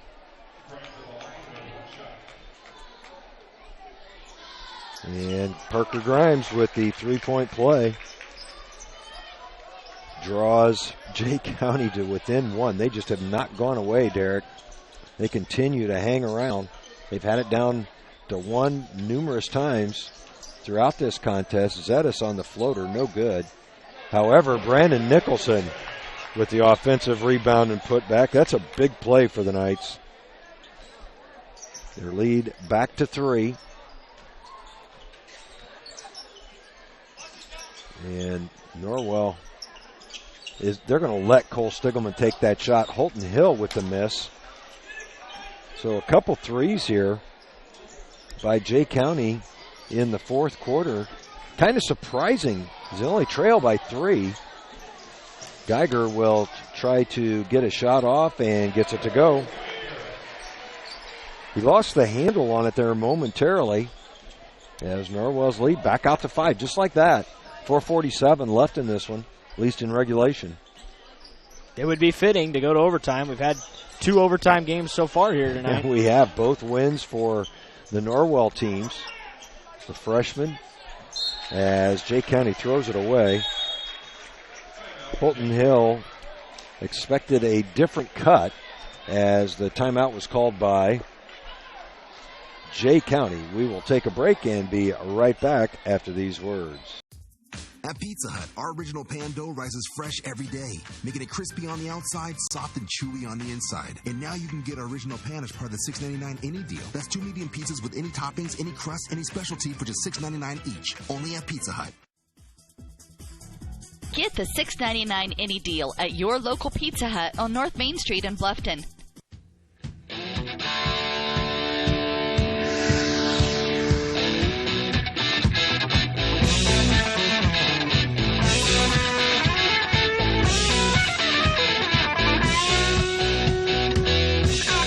Now welcome back to the Castle. 4:33 to play. Norwell 43, Jay County 38. Derek Decker, Greg Van Meter on the call. Senior night here at Norwell. And the Knights have never relinquished the lead. They have led wire to wire. Jay County's been dangerously close a couple times. They've even tied it twice. But Norwell has been able to stay in front for the majority of this one. And it'll be their basketball coming out of the Chris Krieg timeout. every time Jay County's gotten it to 1, Norwell's answered with a bucket. So. I think that's a credit to how far this team has come over the course of the season. Zettis stripped Stiglman the other way. Well, Luke Zettis turns it over right there. Talked to him pregame, and he said that mask really affects his ball handling. Not so much the shooting, but the ball handling, and it really showed right there because that's not a turnover that senior makes without the mask on. Yeah, it makes it very tough. It's a lot hotter. It's tougher to breathe, although Luke in as good a shape as any basketball player with his running. His father, Brad, also a runner. It's amazing the distances those guys run. Yeah, and he will be doing it collegiately at Huntington. Oh, nice move by Zettis. Tried to get it underneath the Geiger. Geiger able to chase it down. Yep. And now a foul's going to be called. I believe it's going to go on Michael Schlechte. If it is, it's his first. Actually, it's his second. I must have missed an earlier one. Checking in for Jay County is Wyatt Giesman and Max Mosier. Giesman's got to be careful. He's got 4 fouls. 3:44 left in this one. He's been kind of careless on the floor tonight. Yeah, he has. Geiger on the inbounds pass blocked by Ryan Schlechte. Nice play by Schlechte. As Mosier will leave it for Hill. 3.5 minutes left in this one. Giesman underneath with the fake, forces the shot up, can't get it to go. And pulling down the rebound was Brandon Nicholson. Zettis will try to drive, and he will be fouled on the floor. That's the 6th team foul on Jay County. So both teams will be in the bonus at the next foul with just 3:18 to go. This game has kind of moved pretty quickly. Very quickly. As we started late, and it's not even 9:15 yet. That's Zettis in the corner. Good for 3. Big shot by the senior. And Coach McBride's going to take a timeout. It'll be a 30-second timeout. Boy, that was a big 3 for Zettis. Let's see here. Pizza Hut in Bluffton get a large 2-topping pizza for only $7.99, or upgrade to a specialty pizza for only $3 more. Dine in or carry out. They're at 632 North Main Street in Bluffton. Order online at Pizza Hut, all one word, .com. 3:11 to go. 46-40. Norwell leads it as the band has some fun. They got a singer down there. Yep. I can't tell who's singing, but yeah, they're kind of singing. I think he's trying to get the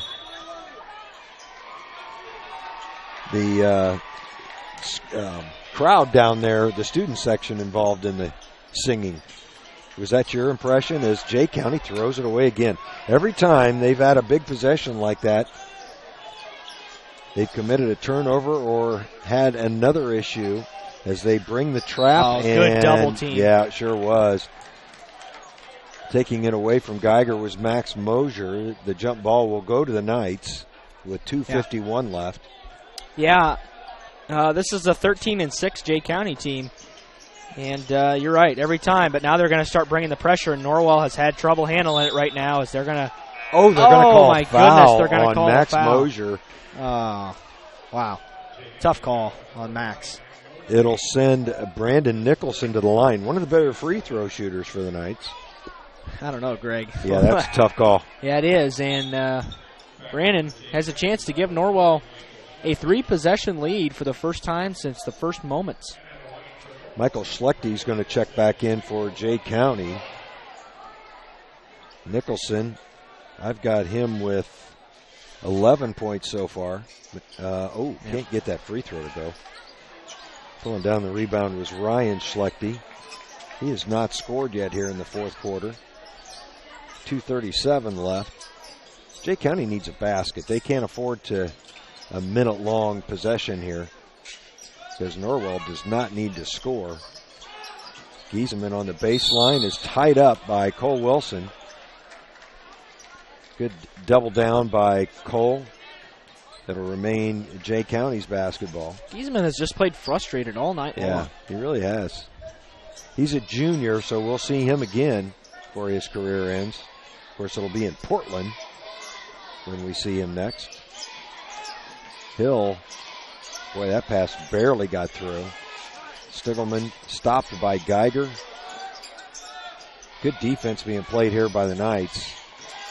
Giesemann gets it up and under, misses the shot, and he's going to foul out of the game.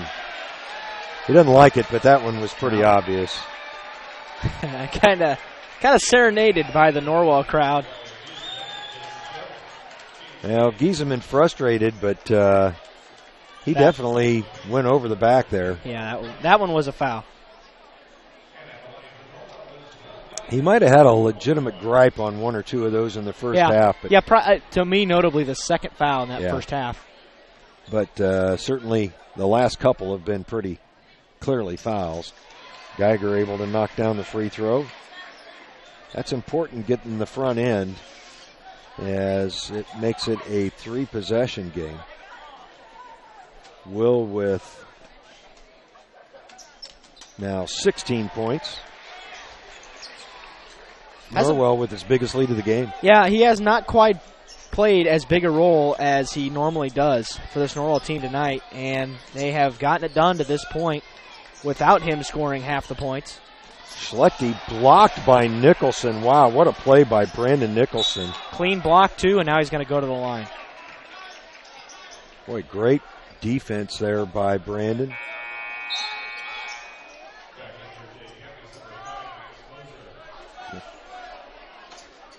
There's a foul. I guess there wasn't a foul called on the play. Okay. Well, then Michael Schlechte takes a seat. Well, what was the Norwell call? with the basketball. I'm not sure. Okay. Cole Wilson gets it over to Torsen. Torsen into the front court, looking for help. Now Geiger, minute 40 left. Yeah, Norwell does not need to score. Yeah, they just need to take care of the basketball. That's right. Here. Make some free throws. Oh, my goodness. You got to take a layup. Waters part for Geiger. I don't know. He might have had a chance for a dunk there. He tried to do it. That's what he was trying to do. Okay. But he got fouled. Stiglman called for the foul. It'll send Will to the line for a pair of free throws. Norwell already at its biggest lead of the game, and another free throw made here would make it 10 and make it very difficult for Jake County to come back from 3 possessions. Absolutely.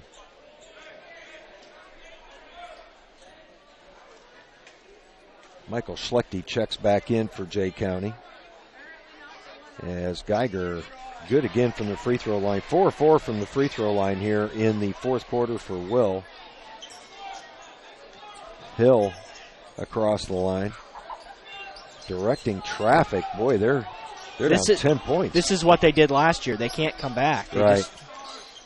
Parker Grimes is going to be fouled by Nicholson. Yeah, they just second on Brandon. They just don't have the firepower to do it. They can't score quick.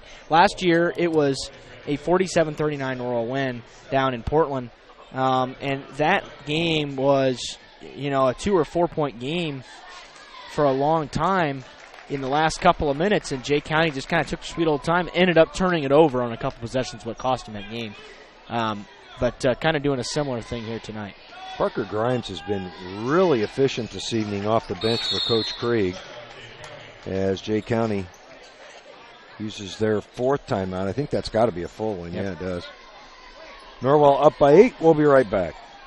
Troxel Equipment Company, a family-owned business, is dedicated to making you a satisfied customer with the best possible equipment, parts, and service. 3 locations in Bluffton, Huntington, and Wabash. You can find a full line of John Deere equipment, mowers and generators from Honda, blowers and chainsaws by Steel. Experience superior service and selection at Troxel Equipment, your solutions dealer. Find them online at troxelequipment.com.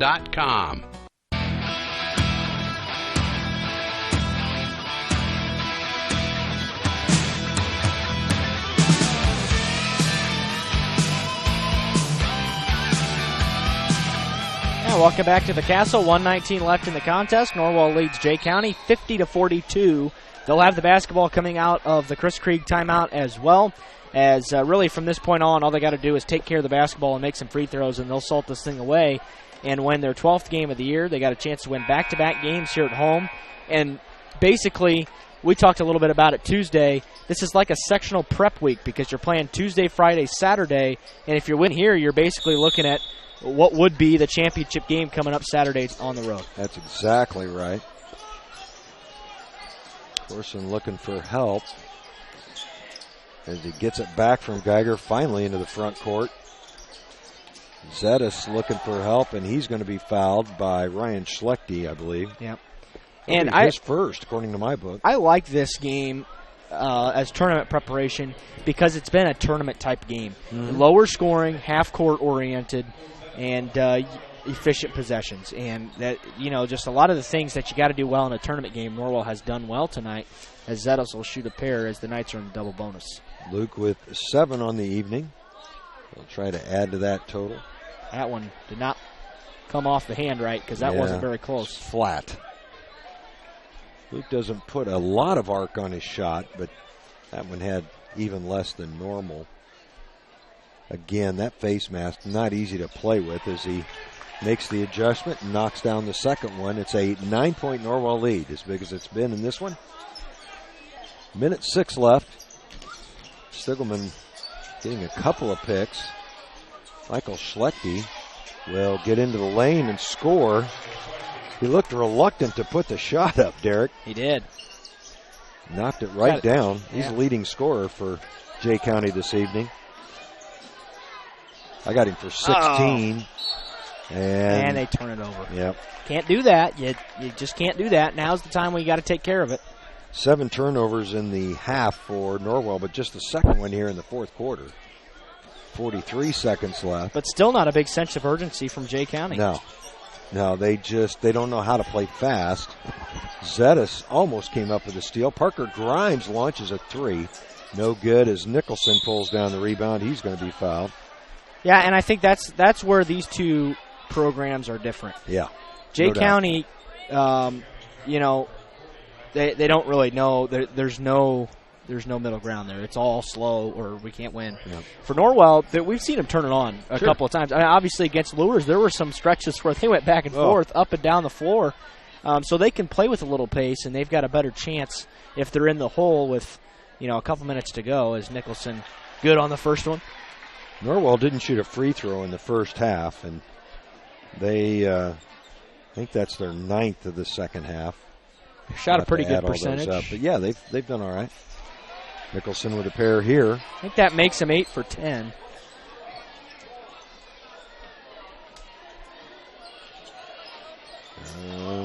Something like that. I think they've missed it. There's Stiglman for 3, and he buries it. And Coach Krieg will use his last timeout. Stiglman now with 7 points. It is a full timeout. We'll take a break and be right back. A new adventure awaits. Above the clouds, beneath the waves, among the rocks, powered by the light around us. Each moment of time is precious. Go higher, deeper, further. Pursue your dreams. Powered by light. Any light never needs a battery. Citizen ProMaster. Go beyond. Daniel's Jewelers, North Main Street, Bluffton, where personal attention and trust become part of the memory.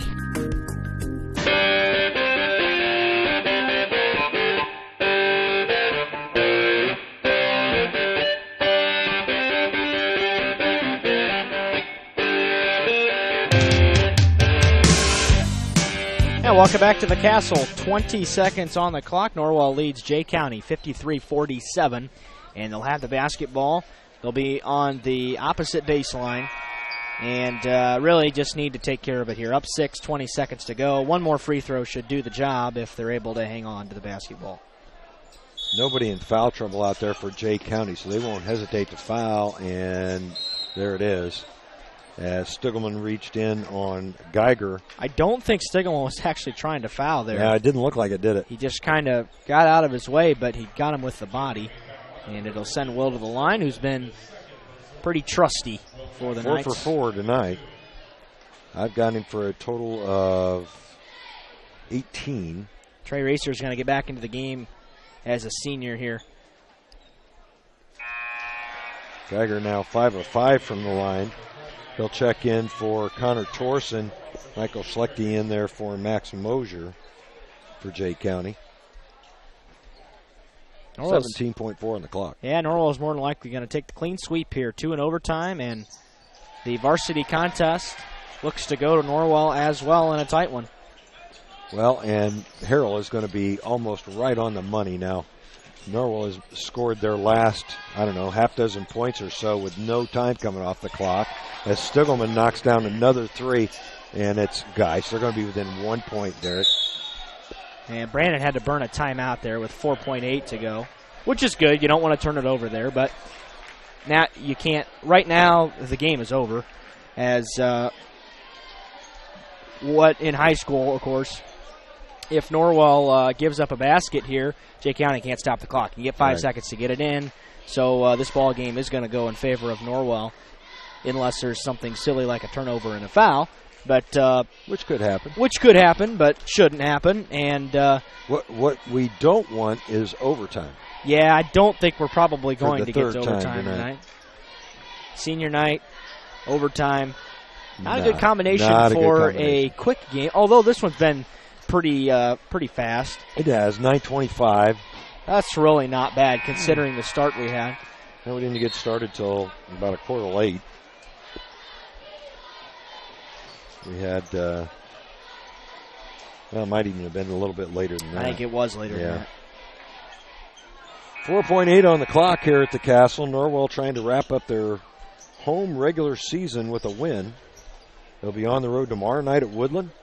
And then next Friday we'll wrap up the regular season at Homestead.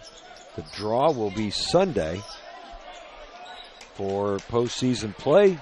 Norwell inbounds it, and your final will be 55-50. Within 1 point was Harold tonight with their prediction.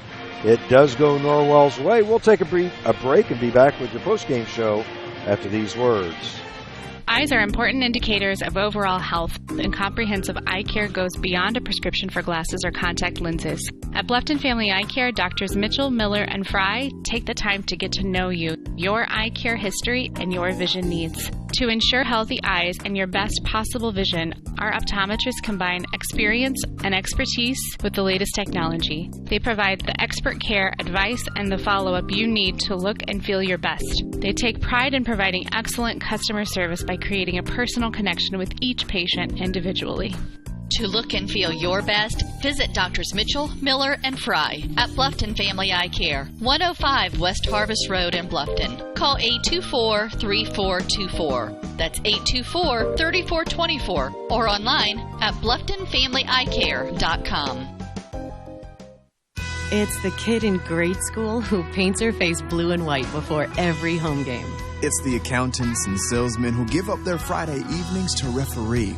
It's the cashier at the corner convenience store who wears school colors on every game day. What makes high school sports here in Indiana so special? They do. You do. We all do. This message presented by the Indiana High School Athletic Association and the Indiana Interscholastic Athletic Administrators Association. Peyton's Northern, a Kroger company, is now hiring. At Peyton's, you'll get a job with career advancement opportunities, employee discounts, and educational assistance.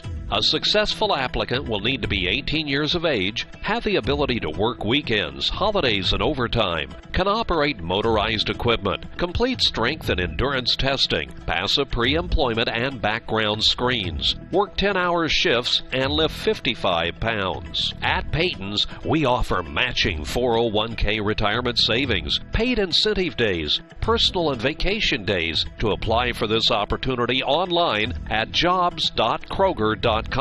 Click on Logistics and Distribution Jobs and search for Bluffton. For questions, call Peyton Staffing Center at 260-827-2108 or 2109. That's jobs.kroger.com.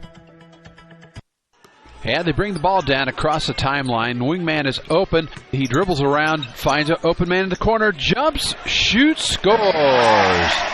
Hi, Tim Steffen Financial Group. Wish your retirement was as easy as jump, shoot, score? Come to see us at our office at 110 West Cherry Street, or call us please at 824-8175. Let us work for you to reach your financial goals. Jump, shoot, score. Let us help you with that. Stephan Financial Group, 824-8175, 110 West Cherry Street, Bluffton, Indiana. Securities offered through Thurston Springer Financial, member FINRA and SIPC. Some insurance products also offered through Thurston Springer. Tim Stephan is a registered associate of Thurston Springer and is doing business as Stephan Financial Group. Stephan Financial Group is independent of Thurston Springer. At First Bank of Bern, we believe in the American dream of owning a home. Having a space you can call your own. In fact, we've helped people realize that dream for over 125 years. Whether you're looking to buy your first home, refinance an existing loan, or move into something a little bigger, we believe our lending experts have the local knowledge and experience to help make your dream a reality. Apply online at firstbankofbern.com. Member FDIC, Equal Housing Lender. Reed's Do It Best Hardware and Gift Shop is so much more than a hardware store. They have a newly expanded housewares department. They carry Melissa and Doug toys, Yankee candles, and Willow Tree collectibles. Think of Reed's Gift Shop year-round for baby gifts, birthday, anniversary, showers, and for those everyday items you need to pick up. Men, you can get your hardware supplies and a gift for the woman in your life all in one stop. Reed's Do It Best Hardware and Gift Shop, open 7 days a week on Highway 1 North in Bluffton. We appreciate your business. Every team knows that the three-point play can be a winning move. That's why State Farm and me, Kevin Beatty, and my team are here to help you go for three by combining your home, auto, and life insurance. It's a great call that saves you time and money. So go for the win and score savings by combining your home, auto, and life. It's just another way we're here to help things go right. So call me, State Farm Agent Kevin Beatty, at 824-1928. It's a great call that saves you time and money.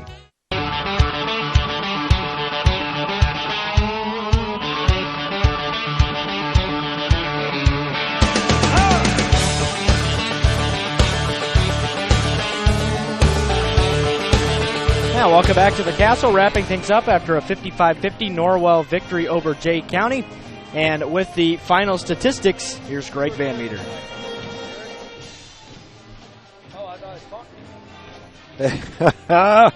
Coach Mike McBride up here with us, and Coach, we were just looking at some stats for Jay County. We had them 19 for 37 from the field, 51%, 2 of 9 from beyond the arc for 22%, 10 of 14 at each one of you actually for that at 71%. Committed 11 turnovers and 17 rebounds. They had 3 guys in double figures, which I thought was kind of interesting. Michael Schlechte was 16, and then Grimes and Stiglman with 10 apiece. Ryan Schlechte chipped in with 7, Wyatt Giesman 6, and then Holton Hill with 1. Pretty balanced scoring for your guys tonight, I thought, as well. 20 for Geiger, 13 for Nicholson, 8 for Zeta, 6 apiece for Reeser and Purdy with 2 big threes, actually. And we'll talk about him in just a second. And then Connor Torson also scored tonight as well. So I thought you got contributions from a lot of guys. And Quentin Purdy with one of the biggest baskets of the game, in my opinion. Actually, both his threes were big. But that one in the second quarter really stemmed the tide. Yeah, I thought he played really well when he was in there. I thought he had good energy in the first half. And then when we came out to start out the second half, the third quarter, I wasn't happy with what I got. So we went to some different guys right away, and I thought Quentin played really, really well when he was in there. I know he didn't play in the fourth quarter, or at least not much down the stretch there, but he hit big shots, and we needed that because we had not been knocking too much in from outside. Luke had some good looks earlier, and he just couldn't get them, but Quentin hit 2 big shots. He's been shooting the ball pretty well in practice, and so it's just a matter, I thought, of translating it to the game. So, and so that's good to see because maybe we're going to continue to get that from him and get a little more balance there. Makes it a little bit harder for us to guard. But I thought Quentin played really well for us, and I was really pleased with those 2 big threes he hit for us. 5 of 11 from beyond the arc tonight. That's as well as you shot it. Yeah, and I even thought Luke had a couple in and out. Yep. It could have been a little better, but and that's good. We need that. It takes a little pressure off of Brandon and Will inside, and so I thought they were kind of down in there a little bit, and it opened up some looks from outside, and they were very conscious of Geiger, and And our guys took some good shots, and fortunately we were able to hit one. Luke Zettis hit a big one in the fourth quarter as well, off a side out of bounds action that we had set up. And but I thought offensively we did a lot of good things. Yeah. I thought the biggest change in the game, though, was when we switched to the zone. Yeah. Because they were getting a lot of things at the rim. Yep. And that was what they did to Leo. And so as I was preparing, and we talked about it, this was something that we did on Thursday and Friday. We didn't work a lot on the zone on Thursday, but we talked about what they like to do against it and what we would do against it. And then we worked a little bit on it on Thursday, I should say. On Wednesday, we didn't do much with it other than talk about it. We showed a little bit of it on film, and then we worked a little bit on Thursday.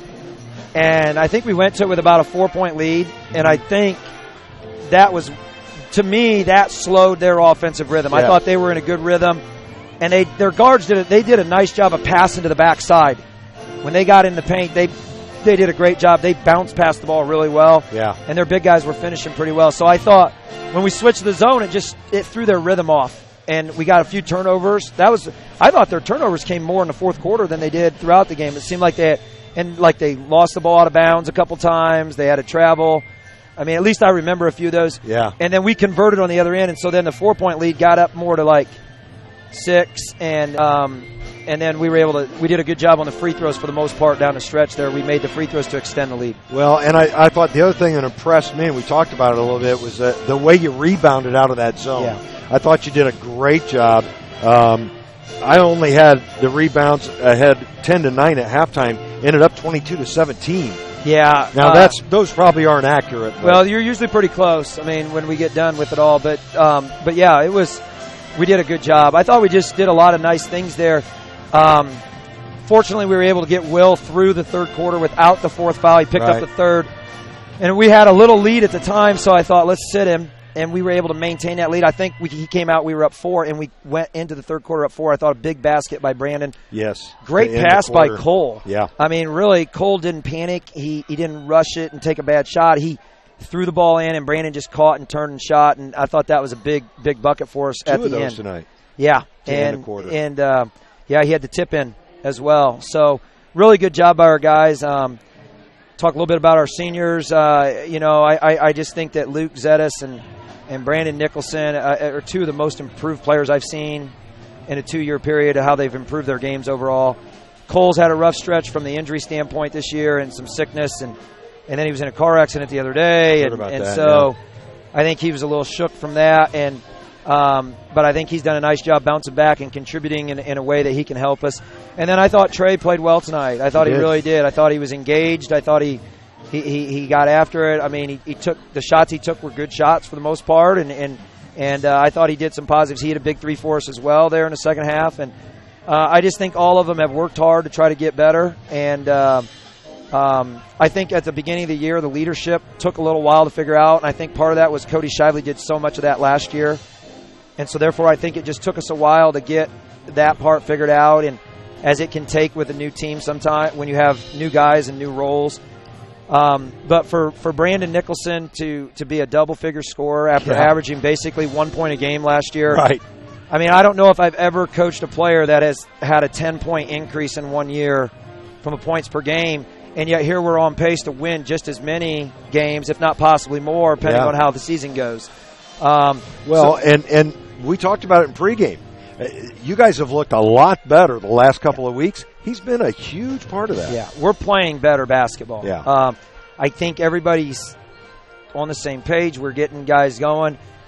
Defensively, I think where we're better offensively right now.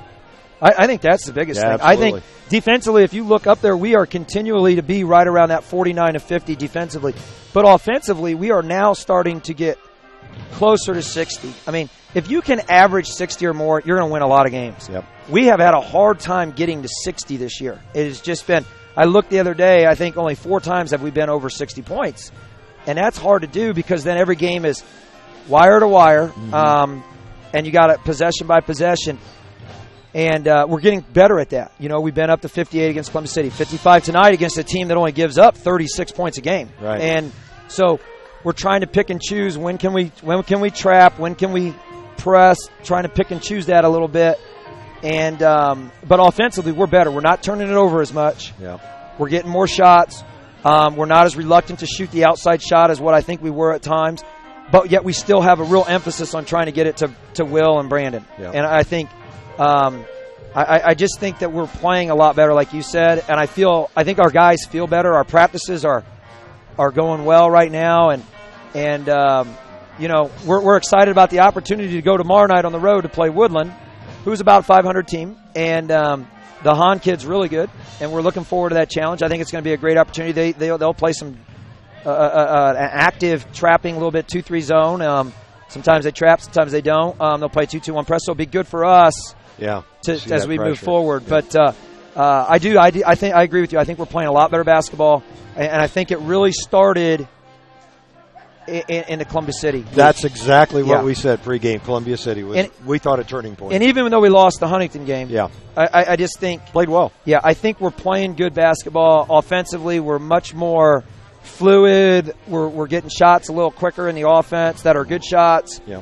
And it's just we're getting a little more push to the ball. We're not always getting transition, but we're getting the ball up the floor a little quicker. So I feel like we're gaining confidence. I thought Connor Torsen took a nice bit. It was a good shot. He really needed to take it. He got it. He took it. And that's one of the things as I'm sitting here evaluating. We got to really be able to have him do that little jump hook down in there. He's going to be long, lanky. He's going to be bigger than a lot of guys that guard him. Sure. That's something that's got to become part of his game. And he stayed after practice. We've worked on some things with him. We're starting to see some development. I'm enjoying watching us play because I feel like we got a better flow to what we're doing. And we seem more confident, I feel. And we're making free throws at a lot higher percentage now. I think our free throw percentage has just slowly, considerably climbed up compared where we were like in the 50s in the early part of the year. Right. We're getting closer to the 67, 68% mark now. Oh, 71% again tonight. I think where that from my perspective, where I see that confidence really manifesting itself, like tonight, there were probably a half dozen times Jay Kennedy had it to a 1-point game. We scored every time. Yeah. Every time in those handful of times that happened. I agree. And we never really lost that lead. Right. I mean, and it wasn't like the other night or even Columbia City where you felt like we had control. You felt like this was a close game. Close game all the way through. Yeah. And we executed and we got touches where we needed to get them. And I think that's the thing. If our guys can understand if Will and Brandon can get a touch down inside, that's going to create an open opportunity outside or a driving shot. And plus, during that stretch, there were some times we came up with some huge offensive rebounds. Mm-hmm. And I think that you can contribute that or attribute that to just flat out effort. Yeah. And I think we're just moving in the right direction, which is we need to be moving in this direction at this time of the year. Right. And it just has taken us longer due to some things out of our control. And plus, just figuring out how, and me on my end, figuring out, okay, what works best with this group? How can we do some things? And probably as a coach, I've been able to say, okay, we got to do a little bit more of this and say, let's do this. And our guys have done that. And so, I just think, like tonight going in, I just knew at some point we were going to go to the 2-3 zone. If we had a lead, we were going to go to it at some time, and we waited and waited and waited. And boy, we waited a long time. A few times I thought we should have went after seeing it. I thought we should have went to it sooner, but we waited and waited, and then we did. And we've not played zone probably since when? Yeah. I couldn't even tell you. It's been a long time. It's been a while, but sure. But tonight was a night where I thought it could help us because of their movement. So I just thankful for our seniors and their effort and their dedication, and just appreciative of them and their parental support. And we're excited to get this one tonight. It's 2 in a row. We want to try to go get tomorrow night on the road and again, hopefully keep playing well. I think tomorrow night, the flow of the game, is going to have a little bit more of a flow. They like to play a little bit quicker, and I think we can have some opportunities to attack the basket and move the ball. So it should be a fun game up there tomorrow night. Looking forward to it, Coach. Thanks for joining us. Thank you. I appreciate it. Head Coach Mike McBride joining us here during the postgame. Some detail around the Norwell stats. 20 of 46 from the field. They outshot Jay County by 9, according to my book. 5 of 11, as we mentioned, from beyond the arc for 45%. That's as good as they've shot it all year. Yeah. And 10 of 14 from the free throw line, committing 10 turnovers, 22 rebounds as a team. Individually, they were led by Will Geiger with 20. He was 7 of 13 from the field, 0 for 1 from beyond the arc, and 6 of 6 from the free throw line. Also grabbed up, again, I could be off, but I had him for 9 rebounds as well. Brandon Nicholson also in double figures, 5 of 10 from the field, 0 for 1 from beyond the arc, 3 of 4 from the free throw line. Close to double figures was another senior, Luke Zettis, with 8, 3 and 9 from the field, 1 of 4 from three-point line, and 1 of 2 from the free throw line. Quentin Purdy had 6. He was 2 of 2 from the field. Both of them were three-pointers this evening. And then also Trey Reeser had a couple of threes. He was 2 of 7 from the field, 2 of 3 from beyond the arc, and 0 for 2 from the free throw line. Also chipping in with 2 points, and Coach mentioned it, Connor Torson was 1 of 2 from the line. Or 1 of 2 from the field, had a couple of rebounds as well. So a nice solid win here for the Knights tonight. Harrell almost had it exactly right. They said 56-50. It was 55-50 here at the Castle. That's right, and I don't think we can stress this enough. The maturity level of this team over the course of this season has just gotten so much better. It's improved so much. I don't know if the Knights could have responded the way they did at the beginning of the season because, and I think Mike put it the best, in the Columbus City game we felt in control. This score just kind of didn't reflect that until the end, and then they won by 11. In this game, this was a tight game. This was a very closely contested game. Norwell never relinquished the lead. Every single time Jay County got close, and we're not talking once or twice. We're talking probably double digit. Yeah. Sure. A number of times where Jay County could have either tied or taken the lead. They did tie a couple of times. Norwell, though, never fell behind, and a wire-to-wire win for the Knights. And they sweep the action here at Norwell this evening. All 3 teams winning, the freshman and JV in overtime, the varsity 55-50. Derek, we need to name a player of the game. 4 seniors. 4 seniors. I'm going to add a 5th. That's Derek Decker. You're my player of the game every night, and really appreciate what you've done. You've made this a pleasure. We'll talk about that more before we're all said and done, but on this special senior night, I want to say thank you, bud. Thanks. Do a great job. Your 4 seniors, players of the game for the basketball team, Luke Zettis, Cole Wilson, Trey Reeser, and Brandon Nicholson. Derek, take us home, young man. Norwell wins it 55-50 over Jay County. The Knights improved to 12-9 on the season. Jay County falls to 13-7. Join us tomorrow night as we travel to Woodburn, as Norwell will take on Woodland on the road. Tip at 7:30. Join us, won't you? Until then, this is Derek Decker on behalf of Greg Van Meter and the entire Wells County Voice crew saying so long and God bless. We hope you enjoyed this high school sports broadcast on the Voice Sports Network. Be sure to subscribe to our YouTube channel. The preceding production is property of Voice Enterprises, and all rights are reserved worldwide. Thank you for listening to this production of Voice Enterprises, taking media in a new direction.